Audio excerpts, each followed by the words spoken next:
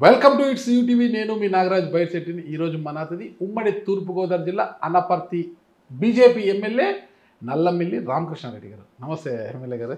నమస్కారం నాగరాజ్ గారు.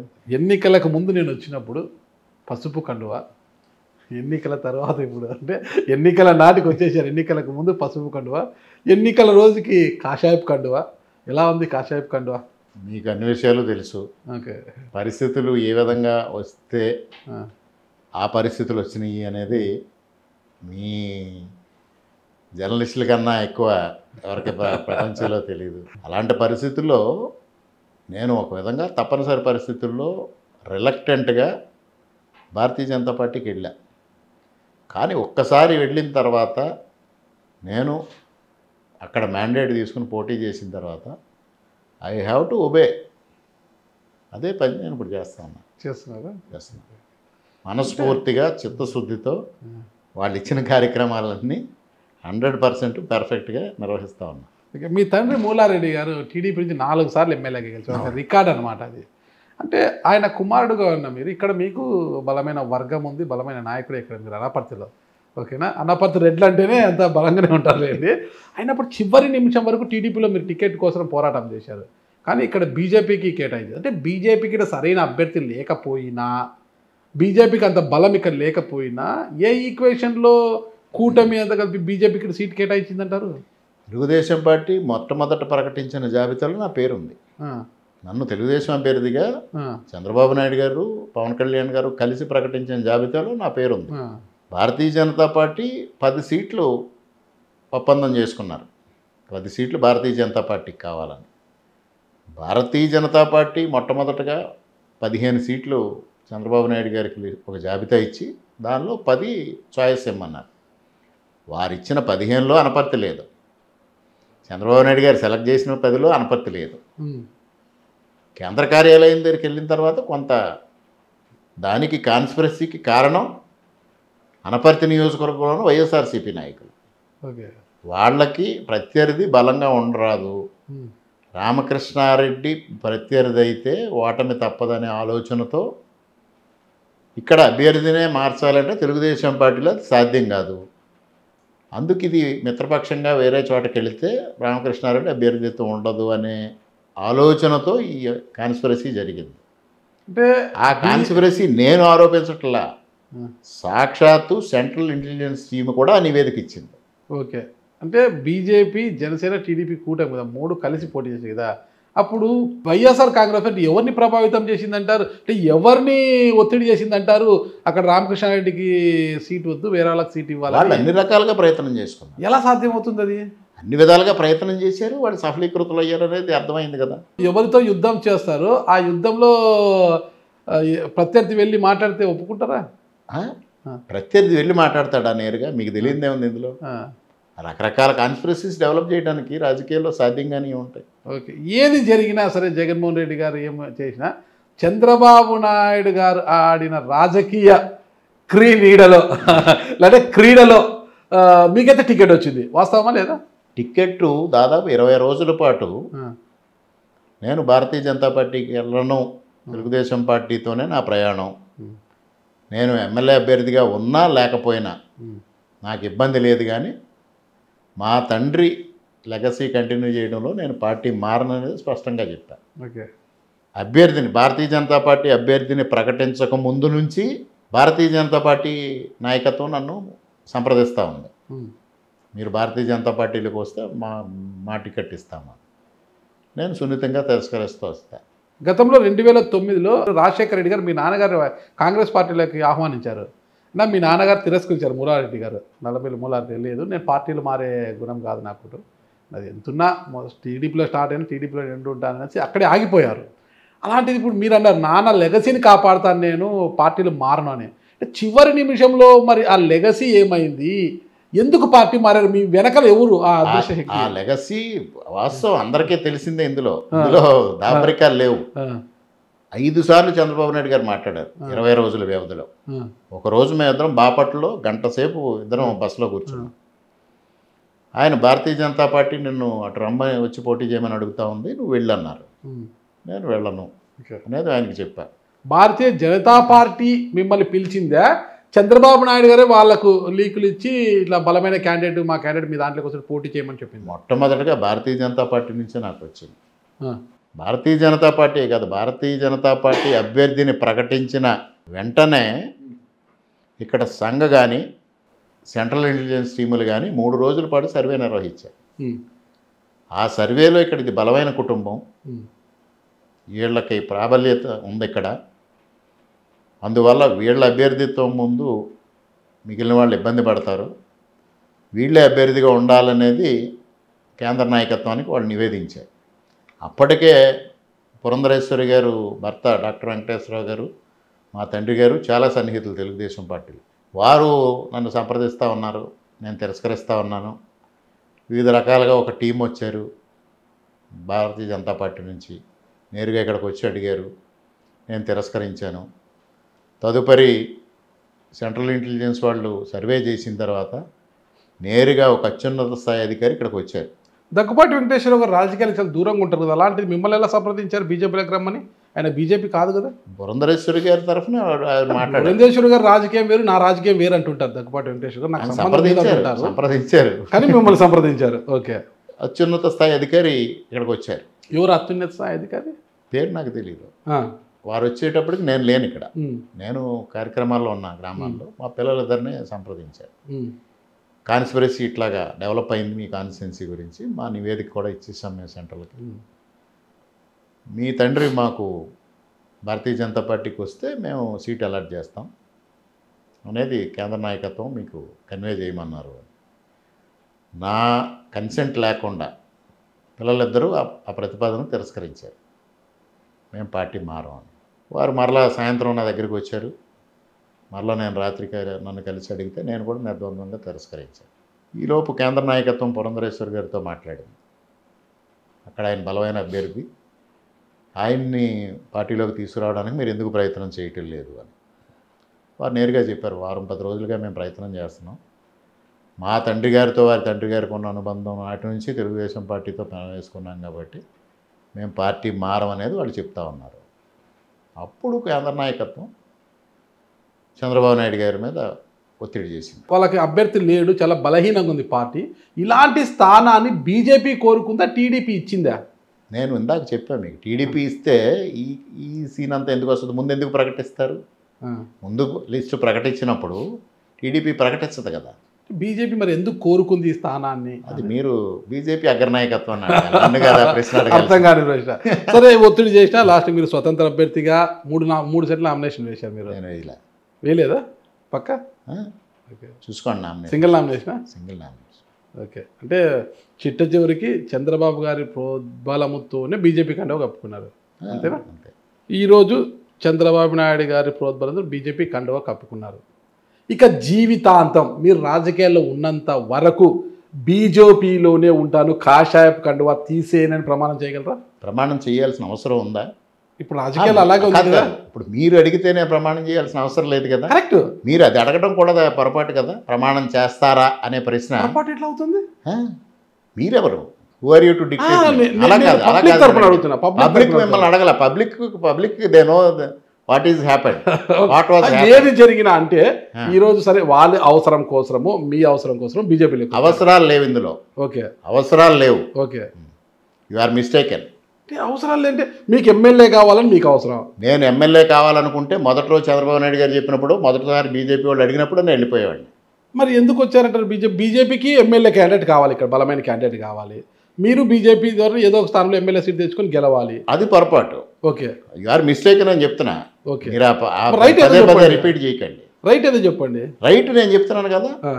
కంపల్షన్ అటు ఇటు రండి అని ఇన్వైట్ చేసి ఈ నెలమన్న తర్వాత నేను వెళ్ళాను తప్పించి, నేను స్పష్టంగా చెప్పాను మా కార్యకర్తలకు కూడా, నాకు ఎమ్మెల్యే పదవి దాదాపుగా మా ఇంట్లో ఇప్పటికి 5 సార్లు చేశాం. ఎమ్మెల్యే పదవి కొత్త కాదు. ఎమ్మెల్యే పదవి కోసం నేను పార్టీ మారను, నేను ఇట్లానే ఉంటాను. మిమ్మల్ని కాపాడుకోవడం ఎట్లా అనేది నేను చేసుకుంటాను. కానీ ఉన్న రాజకీయ పరిస్థితులు, రాజకీయ నేపథ్యాలు చంద్రబాబు నాయుడు గారు కొన్ని వివరణలు ఇచ్చి, ఈ పరిస్థితుల్లో నువ్వు ఇప్పుడు ఇన్విటబుల్ వెళ్ళాలి, వెళ్ళు అని వారు చెప్పారు. అవన్నీ మీకు రివీల్ చేయాల్సిన అవసరం. నాకు రివీల్ చేయలేదు, నాకు అవసరం లేదు. పబ్లిక్ నోస్, చాలా మంది చూస్తారు కాబట్టి వారి కోసం అడుగుతున్నారు. వారి కోసం వాళ్ళందరికీ ఫ్యాక్ట్ తెలుసు. ఓకే. వాళ్ళందరికీ ఏం జరిగిందో వాస్తవం. ఎందుకంటే పబ్లిక్ అంత సపోర్టు నాకు ఇచ్చారు. ఓకే. 21 రోజు పాటు ఈ పోరాటం జరిగింది. ఓకే. నేను ప్రజల్లోకి వెళ్ళడం, ప్రజలు న్యాయం కావాలని నేను అడగడం, నా వెనక కార్యకర్తలు కట్టడిగా నిలబడి ముందుకు రావడం, ప్రజలు ప్రతి గ్రామంలో నువ్వే అభ్యర్థి అవ్వాలి కూటమిలో అనేది వాళ్ళు ఆశీర్వదించడం, ఇదంతా 3 వారాలు జరిగిన తర్వాత కదా ఈ డెవలప్మెంట్స్ అన్నీ వచ్చినాయి. ఓకే. ప్రజలు ఆశీర్వదించారు, కార్యకర్తలు ఆశీర్వదించారు, పార్టీలు ఆశీర్వదించినాయి. ఓకే, సంతోషం. బాగా చెప్పారు, చక్కగా చెప్పారు. సరే, మీకు తెలుగుదేశం పార్టీలు ఈ పార్టీలు మారే ప్రసక్తే లేదు, టికెట్ వచ్చినా రాకపోయినా టీడీపీలోనే ఉంటారని మీరు గట్టిగా భీష్మించుకున్నారు. అలాంటప్పుడు మీకు అన్యాయం జరిగిందని తల్లిగారిని రిక్షాలో కూర్చోబెట్టుకొని ఊరూరా తిరిగారు అనేది కూడా పెద్ద వైరల్ అయింది కదా. అది మరి అదెందుకు చేశారు? మరి నాకు అన్యాయం జరిగింది, నేను ఎక్కడ తెలుగుదేశం పార్టీ అన్యాయం చేసిందని కానీ, తెలుగుదేశం పార్టీ నాకు అన్యాయం జరిగింది, చంద్రబాబు నాయుడు గారు అన్యాయం చేశారని కానీ, భారతీయ జనతా పార్టీ అన్యాయం చేశాను కానీ నేను మాట్లాడలా. వాళ్ళ పార్టీలోనే మీరు కొత్త అప్పుడు నేను మాట్లాడలా. అప్పుడు భారతీయ జనతా పార్టీ నాకు టికెట్ అలాట్ చేయలేదు కదా. అదే నాకు వైఎస్ఆర్సీపీ వల్ల అన్యాయం జరిగింది అని ప్రజల్లోకి వెళ్ళా. ఇది భలే ఉందండి. ఇది మీరు ఉండేది తెలుగుదేశం పార్టీలో, వెళ్ళింది బీజేపీలోకి. ఇంకా వైసీపీ వల్ల నాకు అన్యాయం జరిగిందని బయటికి వెళ్ళడం ఏంటి అసలు? మరి పబ్లిక్ ఎందుకు యాక్సెప్ట్ చేశారంటారు నన్ను? గాలి వచ్చింది వైసీపీకి, పూర్తి స్థాయిలో రాష్ట్ర వ్యాప్తంగా పూర్తి స్థాయిలో వ్యతిరేకత వచ్చింది. బీజేపీ అంటే కమలం గుర్తు తెలియని చోట కూడా బీజేపీ క్యాండిడేట్లు గెలిచారు. చెప్తారు జమ్మలమడుగులో పూర్తిగా గ్రామీణ స్థాయి రెడ్ల ఆధిపత్యం ఉన్న ప్రాంతము, బీజేపీ ఆదినారెడ్డి గెలిచారు. 10 రోజుల ముందు 20 రోజుల ముందు మీలాగే వెళ్ళిన పార్థసారథి గారు ఆదోనికి, ఆయన కొత్త ఆ ప్రాంతానికి మీరనే లోకల్, చంటి లోకల్ అన్నట్లుగా మీరు లోకల్, ఇక్కడ మీరు అందరు మీ ఫేస్ అందరికీ తెలుసు, గుర్తు కాకపోయినా మీకోసం ఓట్లు వేస్తారు ఇక్కడ. అది ఇక్కడ మీ బలం. There you are. ఓకే, అది నేనే చెప్తున్నా, అది మీ బలం. ఇక్కడ ఎందుకంటే లోకల్, మీరు నాన్నగారు 4 సార్లు ఎమ్మెల్యే, మీరు ఒకసారి ఎమ్మెల్యే చేశారు కాబట్టి గుర్తు ఏదైనా రామకృష్ణారెడ్డి గారు మనవాడు కదా అని వేస్తారు. ఇక్కడ వచ్చేసి పార్థసారథి 20 రోజుల ముందు వెళ్తేగిన అక్కడికి ఆదోనికి చాలా strong candidate Saiprasad Reddy YCP, అతను ఓడిపోయాడు. పార్థసారథి గారు అక్కడ గెలిచారు బీజేపీలో. అంటే ఇక్కడ జరిగింది కూటమి వర్సెస్ వైఎస్ జగన్మోహన్ రెడ్డి జరిగింది. ఓకేనా? ఆయన అన్నాడు ప్రతిసార్లు నా బొమ్మను చూసి ఓటేస్తారు అని చెప్పారు. ఆయన బొమ్మను చూసి ఎవరు ఓట్లు వేయలేదు కాబట్టి 11 స్థానాలు వచ్చి ఆ గాలిలో మీరు కూడా గెలిచిపోయారు. అంతే, మీకు ఇక్కడ బలం ఉంది. వదిలేండి, ఇలాంటప్పుడు ఈ డిస్కషన్ అంతా అవసరమా?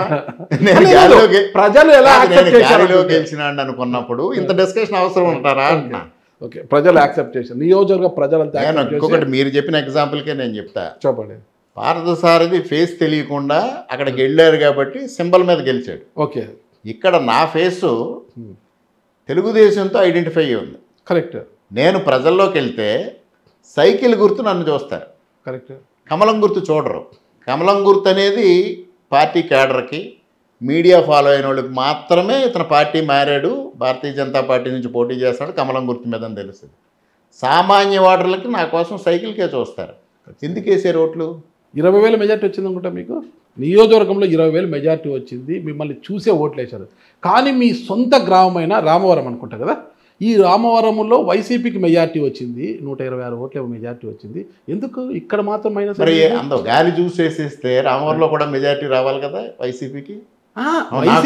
నాకు సారీ, గాలి చూసి వచ్చేస్తే ఇక్కడ కూడా రావాలి కదా. ఆ గాలి కారణంగానే మిగతా చోట మీకు మెజార్టీ వచ్చింది. సొంత గ్రామంలో ప్రజలు, మండలం కూడా నాకు మెజార్టీ రావాలి కదా గాలితో వచ్చేస్తే. పోయినసారి 2019లో వైసీపీకి ఈ మండలం 29,000 ఓట్ల మెజారిటీ. ఎందువల్ల అంటారు? అప్పుడు వాళ్ళకి కాలింది, జగన్మోహన్ రెడ్డి పాదయాత్ర కావచ్చు, తెలుగుదేశం పార్టీ మీద వచ్చిన వ్యతిరేకత కావచ్చు, ఏదైనా కూడా. కాదు ఈ నియోజకవర్గం రెడ్డి సామాజిక వర్గం అధికం తెలుసు. ఆ రెడ్డి సామాజిక వర్గంలో అనపర్తి మండలం అధికం. అనపర్తి మండలం ఉన్న 11 గ్రామాల్లో దాదాపు 70% పెద్ద పెద్ద రెడ్లంతా ఇక్కడ ఉన్నారులేండి. 70% సామాన్యులు కూడా ఉన్నారు, చాలా అతి చిన్న పేదవాళ్ళు కూడా ఉన్నారు. ఫైనాన్స్ ఇచ్చే రెడ్లు, రైతు కూలీలుగా చేసేవాళ్ళు ఉన్నారు. అందరూ రెడ్లు. ఈ మండలం అతి ఎక్కువ, 70% రెడ్లే. ఆ ప్రభావం ఎక్కువ ఉంటుంది. ఓకే, ఆ ప్రభావం వల్ల ఇక్కడ రామవరం, పక్కన ఉన్న మహేంద్రవాడు, పక్కన ఉన్న పలమూరు, అన్ని గ్రామాలు రెడ్లు డామినేషన్ ఉన్న విలేజెస్ అన్నీ తెలుగుదేశం పార్టీకి వ్యతిరేకంగానే ఉంటాయి. ఓకే, కానీ ఈ ఎన్నికలో మాత్రము రెడ్డి సామాజిక వర్గం కూడా జగన్మోహన్ రెడ్డి గారికి పూర్తిగా దూరం అయిందనేదే కదా. మరి 29,000 నుంచి 296కి ఎందుకు వచ్చిందంటారు వైసీపీ మండలంలో? అదే చెప్తున్నాను అనమాట. అంటే ఒక్కసారిగా వ్యతిరేకత వచ్చినప్పుడు అటు ఇటు చూడడం లేదు, రావడము జగన్మోహన్ రెడ్డి వర్సెస్ కూటమి జరిగింది. అదే నేను ఈ గాలిలో మీరు పార్థసారథి ఎగ్జాంపుల్ చెప్పారు. పార్థసారథి కొత్తగా వచ్చిన ఫేస్ కాబట్టి కమలం చూసి వేశారు, ఓకే, కూటమిని చూసి వేశారు. ఇక్కడ తెలుగుదేశంతో ఐడెంటిఫై ఉన్నది మార్పు అనేది ఎలా జరిగింది అనేది నేను అడిగేది. ఏది వచ్చినా సైకిల్ నుంచి కమలానికి ఎలాగ మార్పు జరిగింది? రాయలసీమలో కానీ తెలంగాణలో కానీ కొద్దిగా కమలం అలవాటు ఉంటుంది. ఎక్కడైనా ఈ నియోజకవర్గం కానీ అసలు కమలం ఐడెంటిఫికేషన్ లేని అదే అదే చెప్పేది. లేకపోయినా కూడా ఇక్కడ నల్లమిల్లి రామకృష్ణారెడ్డి గారు వచ్చారు, గాలి నల్లమిల్లి రామకృష్ణారెడ్డి రెండు కలిసి ఇప్పుడు మొట్టమొదటిసారి 83లో మా తండ్రి గారు పోటీ చేసినప్పుడు 23,000 ఓట్ల మెజారిటీతో గెలిచారు. మళ్ళీ 85లో 85లో 5,000తో గెలిచారు. 89లో 6,000తో ఓడిపోయారు. 94లో 5,000తో గెలిచారు. 99లో 986 ఓట్లతో గెలిచారు. మళ్ళీ గ్రాఫ్ ఇలా ఇలా ఇలా ఇలా ఎందుకు అంతే, ఇక్కడ నేరోగానే జరిగింది. 2014లో నేను 1,1300 ఓట్ల మెజారిటీతో గెలిచాను. ఓకే, ఇక్కడ ఎప్పుడు మరలా ఆ స్థాయిలో 83లో వచ్చినంత మెజారిటీ ఎప్పుడు రాలా. ఓకే, ఎప్పుడు ఇక్కడ వర్గం పార్టీలు వ్యక్తి ఈ మధ్యనే జరిగింది ఎన్నికంతా. ఒకటి స్ట్రైట్గా చెప్పండి బాబు, మీ కోపం వస్తుంది ఏదైనా అడిగితే. వాస్తవాలు నేను అడుగుతున్నాను. వైసీపీ వల్లే మీకు అన్యాయం జరిగింది, ఓకే, మీరు తిరగచ్చు, గ్రామం గ్రామం తిరగచ్చు, నాకు వైసీపీ వల్ల అన్యాయం జరిగింది అనేసి తిరగచ్చు. కానీ తల్లిగారిని ఎందుకు తీసుకెళ్లారు? మూలారెడ్డి గారు భార్య ఆవిడ, అంటే మీ తల్లిగారు 4 సార్లు ఎమ్మెల్యే, చాలా గొప్ప మహిళ, అసలుకి చాలా గొప్ప వ్యక్తి ఆయన కూడా. మూలారెడ్డి గారు అంటే నల్లమిల్లి మూలారెడ్డి గారు చిన్న వ్యక్తి కాదు, ఎన్టీ రామారావు గారితో కడ వరకు నిలిచిన వ్యక్తి. ఆమె ఎందుకు తీసుకెళ్లారు బయటికి? మీరు తీసుకెళ్తే మీ భార్యను తీసుకెళ్ళాలి. నా భార్య వచ్చింది, మా తల్లి వచ్చింది, కొడుకు కూతురు అందరం వచ్చాం. మేము అందరం కలిసి ఉంటాం, మా కంబైన్డ్ ఫ్యామిలీ. సానుభూతి క్రియేట్ చేసుకోవడానికి. సానుభూతి కాదు, అందరం కలిసి ఉన్నాం, కలిసే బయలుదేరాం బయటికి. మొత్తం మీద సానుభూతి వచ్చింది కదా. సానుభూతి అసలు ఇతనికి టికెట్ ఎందుకు మిస్ అవుతా ఉంది అనేది చాలా ప్రబలంగా వచ్చింది. ప్రజలందరికీ తెలిసి వైసీపీ ఆడిన గేమ్ అనేది కూడా రైతు కూలీల దగ్గర నుంచి మాట్లాడటం మొదలుపెట్టారు. మీరు ఈ ప్రశ్న వేస్తున్నారు. సాక్షాత్తు మిథున్ రెడ్డి ఆ రోజు ఇక్కడ ఇన్ఛార్జ్, ఉమ్మడి తూర్పుగోదావరి జిల్లాకి 20 రోజులు ఈ క్రైసిస్ నడిచింది. నేను ప్రజల్లోకి వెళ్ళడం, ప్రజలతో మాట్లాడడం, ఇదంతా జరుగుతూ ఉంది. ఆ సమయంలో మిథున్ రెడ్డి కాకినాడలో ఉన్నాడు. ఆ రోజు వైసీపీ అభ్యర్థిగా ఉన్న మా ఎక్స్ఎమ్మెల్యేని పిలిపించి, నీ రాజకీయం అట్టర్ ఫ్లాప్, నీ అభ్యర్థికి ఒక నెగిటివ్ ఇష్యూ వచ్చింది, నీ ప్రత్యర్థికి, దాన్ని అతను పాజిటివ్గా టర్న్ చేసుకోగలిగాడు. అతను తెలుగుదేశం పార్టీ అతనికి టికెట్ ఇవ్వలేదో, లేకపోతే Bharatiya Janata party conspiracy create చేసిందో, లేకపోతే ఇంకెక్కడ జరిగిందో అవన్నీ వదిలిపెట్టి వైసీపీ అని నిన్ను టార్గెట్ చేస్తున్నాడు. నువ్వు కనీసం ఇంతవరకు ఖండన ఎందుకు ఇవ్వలేదు అని అడిగారు. అదే ప్రశ్నకి మీరు చెప్పండి, ఇప్పుడు ఎందుకు ఖండన ఇవ్వలేదు? 20 డేస్ నేను వైసీపీని ఆరోపిస్తే మీరు వైసీపీ తరఫున ఇంత బలంగా మాట్లాడుతున్నారు. కానీ ఆ రోజు నేను వైసీపీ బలంగా మాట్లాడలేదు, ఆ రోజు అభ్యర్థిగా పోటీ చేసిన మాజీ శాసనసభ్యుడు ఇందులో మా పాత్ర ఏముంది, మమ్మల్ని ఎందుకు టార్గెట్ చేస్తున్నాడు, ఎందుకు మాట్లాడలేకపోయారని అడుగుతున్నా. ఒక్క పాయింట్ నాకు చెప్పండి, వైసీపీ తరఫున బలంగా మాట్లాడు, ఒక్క విషయంలో చెప్పండి. అదే మీరు వైసీపీకి ఎందుకు టార్గెట్ చేశారు, వైసీపీ టార్గెట్ చేశారు అని అడుగుతున్నా. ప్రశ్న ఏంటంటే, మీరు టీడీపీ లేదా బీజేపీలోకి వెళ్ళారు, వైసీపీని టార్గెట్ చేసి నాకే కన్ఫ్యూజ్ ఉంటుంది. వైసీపీ చెప్పితే మీరు చెప్పేది ఏంటి? బీజేపీని కేంద్రంలో అంటే 2019-24 వరకు జగన్ గారికి ఢిల్లీ పెద్దలతో మంచి సత్సంబంధాలు ఉన్నాయని అందరికీ తెలిసిన సత్యం, బహిరంగ రహస్యమే, అది పెద్ద ఇదేం కాదు అది. కానీ ఆ రోజు కూటమిగా ఏర్పడ్డాక జగన్మోహన్ రెడ్డి గారు అంత ప్రభావితం చేయగలిగారా? నేను మీకు మొదట్లేదు చెప్పా, వాళ్ళు 15 లిస్టు చంద్రబాబు నాయుడు గారికి ఇచ్చారు. ఆ 15లో లేదు, చంద్రబాబు నాయుడు గారు టిక్కు పెట్టిన 10లో లేదు, మధ్యలో దీని కాన్స్పిరసీ డెవలప్ చేశారు. అంటే మీరు వెళ్తూ బీజేపీలోకి మీరు ఒక్కరు వెళ్ళారు, నల్లమిల్లి మనోజ్ మాత్రము టీడీపీలో ఉన్నారు. మీరు వెళ్ళారు కానీ కుమారుని మాత్రం టీడీపీ ఇన్ఛార్జ్ చేసుకోగలిగారు. ఒకే చేయలేదండి, లేదా ఆయనే ఇన్ఛార్జ్గా వ్యవహరిస్తున్నారు కదా. పొలిటికల్ గేమ్ చాలా బాగుంది కదా కాంపౌండ్ లో. పొలిటికల్ గేమ్ బీజేపీ కుమారుడు టీడీపీ అంతా కూటమే, ఒక పార్టీ. అదే మీరు బీజేపీ టీంకి నాయకత్వము, ఆయన టీడీపీ టీంకి నాయకత్వము, అందరం కూటమికి టీంకే నాయకత్వం. కానీ పార్టీలు వేరు కదా. పార్టీలు వేరన్నా ఇవాళ కూటమి కలిసే ప్రయాణం చేస్తాం. 2029లో ఒకవేళ కూటమి విచ్ఛిన్నమైంది అనుకోండి, అది ఆ ప్రశ్నే తలెత్తదని ముగ్గురు చెప్తా ఉన్నారు. జరగకపోవడం ఈరోజు మన చేతుల్లో ఏం లేదు. అవన్నీ పార్టీలు కావచ్చు, ప్రజలు కావచ్చు, ఆయా సామాజిక వర్గాల ఈక్వేషన్స్ కావచ్చు, పొలిటికల్ ఈక్వేషన్స్ ఏదైనా జరగవచ్చు అనమాట. ఒకవేళ విచ్ఛిన్నం అయితే తండ్రి కొడుకుల పరిస్థితి ఒకరికొకరు పోటీకి నిలబడతారా? అంటే కొడుకు కోసం తండ్రి కోసం కొడుకు త్యాగం అంటే మీరు ఈ కాంపౌండ్లో రాజకీయ కెరీర్ అన్నారు. ఆంధ్రప్రదేశ్లో ఎన్ని చోట్ల జరిగింది ఇలా? సాక్షాత్తు పురంధరేశ్వరి గారి రాజంపేట ఎంపీగా అభ్యర్థిగా పోటీ చేస్తూ ఉంటే భారతీయ జనతా పార్టీ తరఫు నుంచి డాక్టర్ వెంకటేశ్వరరావు గారు వైఎస్ఆర్సీపీ తరఫున ఎమ్మెల్యేగా పోటీ చేశారు. తప్పని పరిస్థితుల్లో ఆయన దిగాల్సి వచ్చింది. కొడుకు ఇస్తే తర్వాత హితేష్ మరలా వైసీపీ నుంచి పోటీ చేశారు. టీజీ వెంకటేష్ గారు భారతీయ జనతా పార్టీ ఎంపీగా ఉన్నారు. భరత్ గారు వాళ్ళ మంత్రిగా ఉన్నారు. సీఎం రమేష్ గారు భారతీయ జనతా పార్టీ ఎంపీగా ఉన్నారు. వాళ్ళ సోదరుడు తెలుగుదేశం పార్టీతో సేల్ చేస్తూ ఉన్నారు. మీరు పర్టికులర్గా ఇక్కడ ఈ కాంపౌండ్లోనే రాజకీయ జరుగుతూ ఉందంటే చాలా పెట్టుకున్నారు ఈక్వేషన్స్. అయితే ఈక్వేషన్స్ చాలా ఉన్నాయి. అంతెందుకు జన్మల మడుగు, మీరు చెప్పిన జన్మల మడుగు ఆదినారాయణ రెడ్డి గారు భారతీయ జనతా పార్టీలో ఉన్నారు.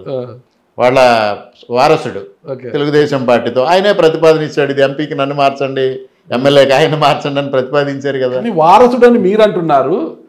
ఆదినారాయణ రెడ్డి గారు నా వారసుడు, నా కుమారుడు, నా అన్న కుమారుడు కాదంటున్నారు. భూపేష్ రెడ్డి గారిని వారసుడికి ఒప్పుకోలేదు. ప్రతిపాదించాడు కదా, మా వాడికి ఎంపీ, నేను ఎంపీ కంటెస్ట్ చేస్తాను, ఆయనకి ఎమ్మెల్యే ఇవ్వండి అని. అదే ఆదినారాయణ రెడ్డి గారికి మంత్రి కావాలన్న కోరిక, ఎంపీగా ఆయన వెళ్ళి భూపేష్ రెడ్డికి ఎమ్మెల్యే అంటే నేను ఎమ్మెల్యేగా వెళ్తాను, మా వాడిని ఎంపీగా పంపిన ప్రతిపాదించడం కాదనలేక భూపేష్ రెడ్డి ఎంపీగా వెళ్ళాల్సి వచ్చింది. ఆయన ఎంపీకి వెళ్తాను ఆదినారాయణ రెడ్డి గారు.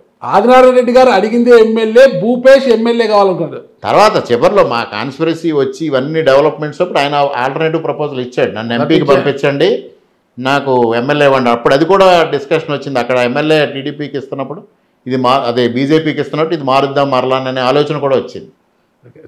తొలి అయితే ఆదినారాయణ రెడ్డి గారు బలంగా నిలబడుకుంది ఎమ్మెల్యే దాని మీదే. ఫస్ట్ భూపేష్ రెడ్డికి అనుకున్నారు, కాదు వల్ల ఇవన్నీ చాలా చోట్ల ఉన్నాయి. ఇంత దాకా ఎందుకు సార్? ఎప్పుడో స్వాతంత్రం వచ్చిన తర్వాత తరిమేళ నాగిరెడ్డి గారు, నీలం సంజీవ్ రెడ్డి గారు బావబామ్మరుదులు, అవును, ఇద్దరు ఒకరి మీద ఒకటి పోటీ, అసెంబ్లీలో ఎంత కొట్లాటలు జరిగేవి, కమ్యూనిస్ట్ వర్సెస్ కాంగ్రెస్. మీకు నేను గుర్తు చేయాలంటారా? తరిమేళ నాగిరెడ్డి మా జిల్లా వసూలు. అదే తరిమేళ నాగిరెడ్డి గారు, భారతదేశం సంజీవ్ రెడ్డి గారు గొప్ప పుస్తకాన్ని నేను మొట్టమొదటి చదివిన పుస్తకం అదే. ఓకే, తాకట్టులో భారతదేశం గొప్ప, తాకట్టులో నాగిరెడ్డి గారు. ఆ స్థాయి వ్యక్తులకే తప్పలేదు కదా ఇది. భారతదేశానికి ఒక రాష్ట్రపతిని అందించిన జిల్లా కూడా మాది, అక్కడే ఉంటున్నాము. ఇక్కడ కొత్తగా రాలేదు ఈ రాజకీయ క్రీడ. ఓకే, ఇక్కడ కొత్తగా గేమ్ ఏం లేదు, రాష్ట్రంలో ప్రతి చోట ఉన్నదే. నా వర్డ్ నేను వెనక్కి తీసుకుంటున్నాను. ఈ విషయంలో నా వర్డ్ నేను వెనక్కి తీసుకుంటున్నాను. ఎందుకంటే ఒక మీరు చెప్పే ఎగ్జాంపుల్స్ ఉంటే కరెక్టే కదా, నేనే పొరపాటు మాట్లాడాను. ఓకే, అంటే అనపర్తి నియోజకవర్గం అనగానే ఇక్కడ ఎవరు ప్రజాప్రతినిధిగా ఉన్నా కూడా వాళ్లకు ఈ మైనింగ్ అనేది ఒక బాగా కాసుల వర్షం కురిపిస్తుంటుంది అనేది అయితే ఇక్కడ పెద్ద ప్రచారం. మట్టి, గ్రావెల్, ఇదంతా చెరువుల మట్టి ఎక్కువ తరలిచ్చేస్తుంటారు, గ్రావెల్ ఎక్కువ తరలిచ్చేస్తుంటారు అనేది ఉంది. ఇప్పుడు అలాగే ఉందా? ఇప్పుడు ఎవరు ప్రజాప్రతినిధి అన్నది మీరు పొరపాటు పడ్డారు. ఓకే, 2019 వైసీపీ వచ్చే వరకు ఎవ్వరూ ఈ నియోజకవర్గంలో వాటి జోలికి పోలేదు సార్. 2019-24 మధ్యన మాత్రమే జరిగింది ఇది, అంతే. తర్వాత ఇవాళ లేదు మరలా. ఇప్పుడు ఎక్కడ లేదంటారా? చాలా చెరువులలో ఈ రోజుకి కూడా చెరువు మట్టిని టిప్పర్లు తోడేస్తున్నారనేసి ఈరోజు ఫుల్ ప్రచారం కూడా జరుగుతుంది. ప్రచారం జరుగుతుందని మీరు అన్నారు కదా, ప్రచారమే జరుగుతుంది, వాస్తవం కాదు. అంటే జరిగితేనే కదా ప్రచారం జరుగుతుంది. ప్రచారం జరగకుండా కూడా ప్రచారం జరుగుతుంది. ఓకే, వాస్తవం కాంతి కూడా ప్రచారం చేస్తాం. ఇప్పుడు వాస్తవాలు బయట పెట్టగలగాలి. గత ప్రభుత్వ హయాంలో గ్రావెల్ కానీ ఇవి కానీ జరిగిన రోజు నేను సాక్షాత్తు డాక్యుమెంటరీ ఎవిడెన్స్తో కోర్టుల్లో రిట్లు ఫైల్ చేశాను. దానిపైన ఆర్డర్స్ తీసుకుని విజిలెన్స్ ఎంక్వైరీలు చేయించాను. వాస్తవాలు ఉంటే ఆ విధంగా ముందుకెళ్తారు. నల్లమిల్లి జగన్నాథ సాగర్ చెరువు, బిక్కవోలు చెరువు ఈ ప్రాంతాల్లో ఎక్కువ చెరువు మట్టిని తరలించేస్తున్నారు అని ఒకటే ప్రచారం జరుగుతూనే ఉంది. ఎవరు లేదు, సూర్యనారాయణ రెడ్డి గారు మాట్లాడతారు, సత్య సూర్యనారాయణ రెడ్డి అంతే. ఏంటైనా సోషల్ మీడియా పెట్టుకొని రోజుకొక వీడియో చేసి సోలో వీడియోలు తప్పించి ప్రజల్లోకి వచ్చేది లేదు. ఓకే, ఆ సోలో వీడియోలు కూడా కట్ అండ్ పేస్ట్, కంటిన్యూస్ గా మాట్లాడడం ఉండదు. ఎక్కడ కూడా చెరువు మట్టిని తరలించడం లేదు. ఎక్కడ అంటే రైతులు వాళ్ళకి సిల్ లెవెల్కి వెళ్ళకపోతే వాళ్ళకి చెరువు పొలాలకు నీరు అందన చోట వాళ్ళు పర్మిషన్తో తవ్వుకుంటారు. అంతకు మించి గత ప్రభుత్వ హయాంలో జరిగినట్టుగా ప్రైవేట్ ల్యాండ్స్ తీసుకెళ్ళడం, ఎక్కడికో తరలించేయడం, ఇవన్నీ ఎక్కడ జరగలే. వారు ఆరోపించారు, విజిలెన్స్ ఎంక్వైరీలు జరిగినాయి, అన్నీ జరిగినాయి. ఏది ప్రూవ్గా అధికారంలో ఉండగా విజిలెన్స్ ఎంక్వైరీలు ఏమి జరిగినా కూడా అన్నీ కూడా అదే చిన్నది నేను కూడా చెప్తా. ఆయన నేను ప్రతిపక్షంలో ఉండగా, ఆయన అధికారంలో ఉండగా, నేను 14-19 మధ్యన చెరువులు తవ్వానని, ధాన్యం కొనుగోలులో మామూలు తీసుకున్నానని, బ్రాందీ షాపుల దగ్గర మామూలు తీసుకున్నానని 3 విజిలెన్స్ ఎంక్వైరీలు వేయించారు. మరి విజిలెన్స్ ఎంక్వైరీ ఆయన ప్రభావితం చేసి నాకు వ్యతిరేకంగా తెప్పించాలి కదా. 4 సంవత్సరాలు విజిలెన్స్ ఎంక్వైరీ జరిగి అన్నిట్లో కూడా క్లీన్ చిట్ ఇచ్చారు. ఓకే. నేను ఎన్నిసార్లు ఎమ్మెల్యేగా ఉన్నప్పుడు 2018లో 23లోనే రిపోర్ట్లు ఫైల్ చేశారు. ఎక్కడా రిపోర్ట్లు బయటికి రానివ్వాల. సొసైటీల మీద చేసిన దాంట్లో ఆయన విజిలెన్స్ ఎంక్వైరీకి సాటిస్ఫై అవ్వక మరలా 51 ఎంక్వైరీ ఆర్డర్ చేయించారు. 51 ఎంక్వైరీలో కూడా క్లీన్ చిట్ వచ్చింది. తర్వాత ఆ రిపోర్ట్స్ ఏవి బయట పెట్టమంటే ఏ రోజు ఆయన మాట్లాడాల. మరి ఏం జరిగింది? 2014-19 మధ్యన కూడా నా మీద ఇలాంటి ఆరోపణలు చేశారు. ఆయన అధికారంలో ఉండగా ఒకసారి అసెంబ్లీలో లేవనెత్తారు. అది ఆయన ప్రజా సమస్యలు ఎప్పుడు లేవనెత్తలేదులేండి.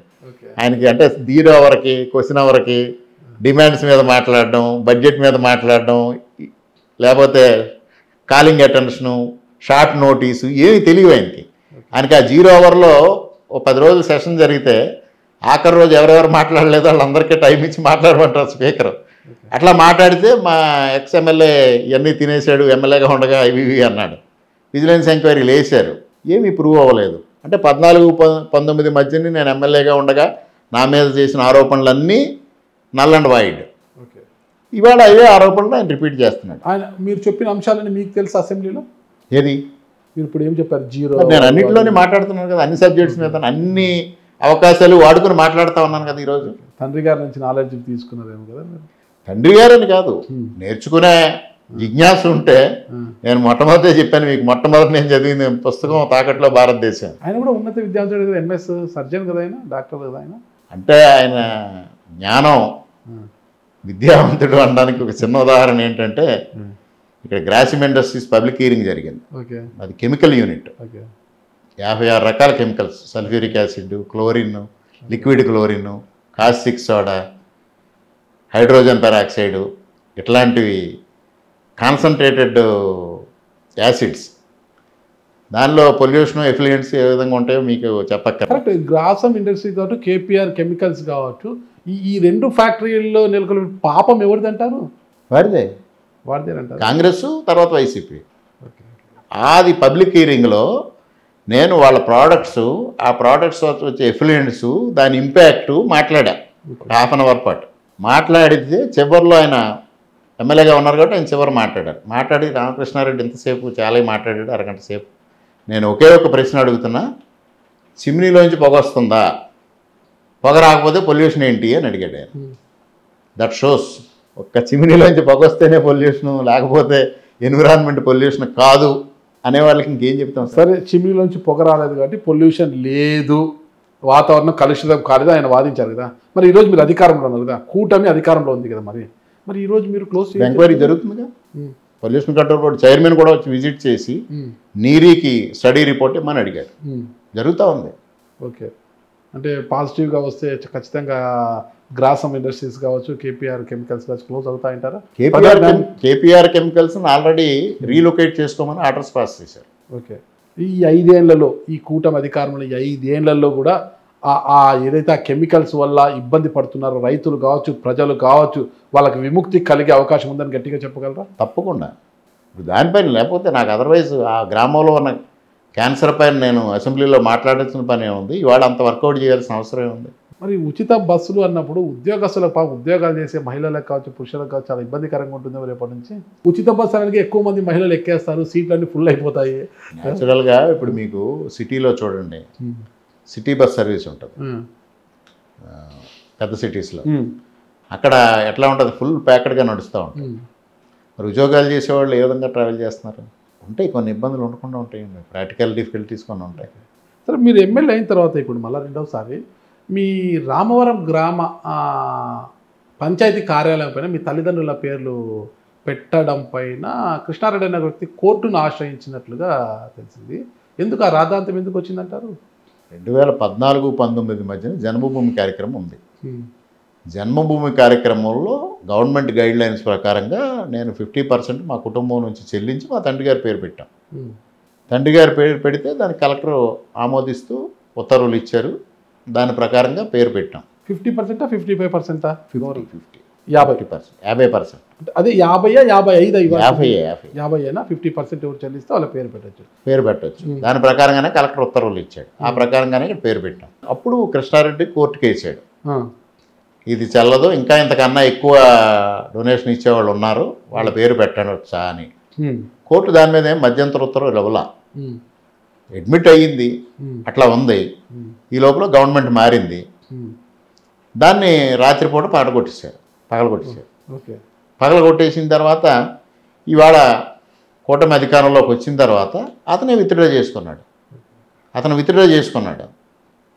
మేము మరలా రిస్టోర్ చేసాం పేరు, అంతే. ఇందులో రభస ఏమీ లేదు. ఇంకా మూలారెడ్డి గారు పేర్లు, మూలారెడ్డి గారు జ్ఞాపకాలు తొలగించాలని చాలా ప్రయత్నాలు చేశారు. మంచిని ఎవరు చెడిపోయలేరులేండి, అంతే కదండి. ఇవాళ ప్రజల్లో ప్రూవ్ అయింది. మంచిని ఎవరు చెడిపోయింది, ఎవరు చెడపాలన్నా కూడా అది అంటే చెరిగిపోయేది కాదు. Shows their character. అంటే ఇక్కడ గతంలో సత్య సూర్యనారాయణ గారు ఎమ్మెల్యేగా ఉన్నప్పుడు మీరు ఆయన విమర్శలు చేసుకున్నారు. నువ్వు అవినీతి చేసావంటే నువ్వు అవినీతి చేసుకుని ఇద్దరు విమర్శలు చేసి బిక్కవోళ్ళు లక్ష్మీ గణపతి స్వామి దగ్గరికి ప్రమాణం చేశారండి ఇద్దరు కూడా. అదొక పెద్ద వైరల్ అయింది అనమాట, రాష్ట్రం అంతా కూడా ఇద్దరు. అదే ఇప్పుడు ఆయన మీ మీద పదే ఆరోపణలు చేస్తున్నారు, సోలో వీడియోలు చేస్తున్నారు, సోషల్ మీడియా వేదికగా సోలో వీడియోలు చేస్తున్నారు ఆయన. ఓకేనా, ఆయన సోలో వీడియో మిమ్మల్ని సొల్లు రామకృష్ణ అనేది ఆయన పదే విమర్శలు చూసే చాలా. మా సత్యకుమార్ చెప్పాడు, ఎన్ స్టాండ్స్ ఫర్ నాణ్యత, ఎస్ స్టాండ్స్ ఫర్ సొల్లు అని. ఓకేనా, అయితే ఇప్పుడు మరి ఇదే అవినీతి మీద, నీతి అవినీతి మీద ఇద్దరు కూడా అదే లక్ష్మీ గణపతి స్వామి దేవాలయంలో ప్రమాణం చేసుకోగలుగుతారా? అంటే మీరు కొంచెం 14-19 మిస్ అయినట్టున్నారు. ఓకే 14-19 మీద ఇప్పుడు నేనేదైతే ఆరోపణలు చెప్పారో, నా మీద విజిలెన్స్ ఎంక్వైరీ చేశారో, అదే ఆరోపణలు ఆయన ఇలాగే పదే మాట్లాడుతూ ఉండేవారు. మాట్లాడుతూ లక్ష్మీ గణపతి ఆలయానికి వస్తావా, ప్రమాణం చేస్తావా అని అన్నారు. నేను ఏ రోజు అది యాక్సెప్ట్ చేయలే. ఇందువల్ల నేను రాజ్యాంగబద్ధంగా అసెంబ్లీలో ప్రమాణం చేశాను. రాజ్యాంగం ప్రకారంగా శాసనసభ్యుడిగా నా విధులు నిర్వర్తిస్తాను. మన రాజ్యాంగం లౌకిక రాజ్యాంగం ఒక మత ధర్మానికి అనుకూలం కాదు, లౌకిక విధానానికి అనుకూలం. అందువల్ల నేను ఎన్నిసార్లు ఇన్వైట్ చేసినా నేను దానికి రెస్పాండ్ కాలా. నేను ప్రతిపక్షంలోకి వచ్చి ఆ రోజు నేను శాసనసభ్యుడిని కాదు, నేను ఎక్కడ ప్రమాణం చేయలేదు. ఆయన చేశాడు, ఆయన ఇన్వైట్ చేశాడు, నేను ఇలా చేశాను. ఇవాళ లక్ష్మీ గణపతి ఆశీస్సులు ఎవరికి వచ్చినాయో అర్థమైంది కదా, లక్ష్మీ గణపతి ఎవరిని ఆశీర్వదించాడో తెలిసింది కదా. ఇప్పుడు ఆయన ఆరోపణలు చేస్తూ ఉంటే నేను ఇటీవల సందర్భాల్లో 4 సార్లు ఛాలెంజ్ చేశాను. మీరు చేసే ఆరోపణల్లో ఏ ఒక్క ఆరోపణ రుజువు చేసినా నేను స్పాట్లో శాసనసభ్యత్వానికి రాజీనామా చేస్తా, మీరు నిరూపించలేకపోతే శాశ్వతంగా రాజకీయాల నుంచి విరమిస్తారా అని అడిగా. ఇంకంతకన్నా ఏముంది? దానికి ఆయన నుంచి 1 వీక్ నుంచి అసలు రెస్పాన్స్ లేదు. 1 వీక్ ఆల్రెడీ 10 days అయింది నేను ఫస్ట్ మాట్లాడి. చూద్దాం మళ్ళీ సోలో వీడియో మనం చేస్తారేమో. అన్నారు ఒక మాట చాలా చక్కగా చెప్పారు మీరు, అసెంబ్లీలో రాజ్యాంగం పైన ప్రమాణం చేశాను నేను అనేసి. అసెంబ్లీలో రాజ్యాంగం మీద ప్రమాణం చేసినా కానీ ఏ ప్రజాప్రతినిధి అయినా కూడా ప్రమాణం చేసి ఖచ్చితంగా నీతి నిజాయితీతో సమాజంలో వ్యవహరిస్తున్నాడా ప్రజాప్రతినిధులు? నేను ప్రజాప్రతినిధుల గురించి చెప్పలే, నా గురించి మాత్రమే మాట్లాడు. నేను రాజ్యాంగం పైన ప్రమాణం చేస్తున్నంటే వీళ్ళు అందరూ చేస్తారు, అందరూ కూడా నిజాయితీగా వ్యవహరిస్తున్నారా? వ్యక్తిత్వం ఒకలా ఉంటుందా సార్? మీకు తెలియదేముంది. ఇప్పుడు జర్నలిజంలో ఎంతో మంది ఉన్నారు, అందరూ నాగరాజులు అవుతారా? ఎందుకంటే మీకు కూడా మీడియాలో రంగప్రవేశం, మీరు కూడా మీడియాలో రంగప్రవేశం చేశారు. 2022లో ఛానల్లో స్లీపింగ్ పార్ట్నర్గా కూడా కొంత పెట్టుబడి పెట్టారంట కదా. ఏంటి ఇలాంటివి కూడా ఉన్నాయి నాకు ఏదో అన్నారు, పార్ట్నర్షిప్లు వెళ్ళేటంత డబ్బు నా దగ్గర ఉందా? మీరేమన్నా సర్దుబాటు చేస్తే మామూలుగా డబ్బులు లేకుండా ఎమ్మెల్యేలు ఎవరు గెలిచలేరు కదా. మరి లేకపోతే ఇంత సమస్య ఎందుకు వచ్చింది? నేను ఏ రోజు ఏ కార్యకర్తకి డబ్బు ఇవ్వలేదు, ఏది ఇవ్వలేదు. ఆయన 14-19 వరకు ఇంత అవినీతిలో సంపాదించేస్తున్నాడు, చాలా డబ్బు ఉందని మాట్లాడాడు ఆయనే. 2019 నుంచి 24 ఆయనకి అభ్యర్థి అయితే డబ్బు లేదు, మీకేం ఖర్చు పెట్టలేడని ఆయనే మాట్లాడాడు. మళ్ళీ ఇవాళ సంపాదించేసామని మాట్లాడతారు. ఒక రోజుకి ఈ వైరుధ్యం ఏంటో అర్థం కాదు మాటల్లో.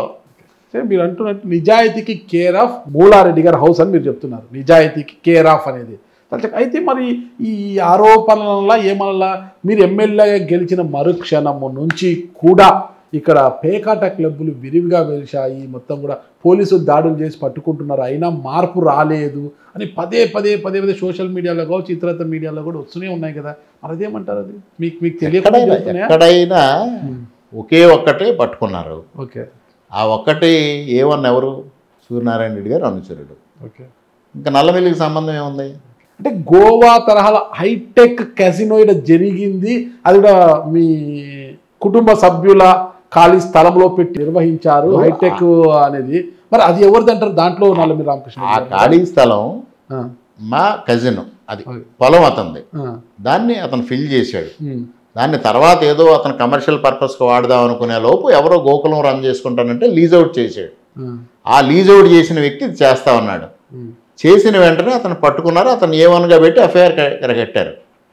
దాదాపుగా 22 మంది పేర్లు పెట్టారు దాంట్లో. అందులో ఒక్క తెలుగుదేశం మనిషి కానీ బీజేపీ మనిషి కానీ జనసేన మనిషి కానీ లేడు.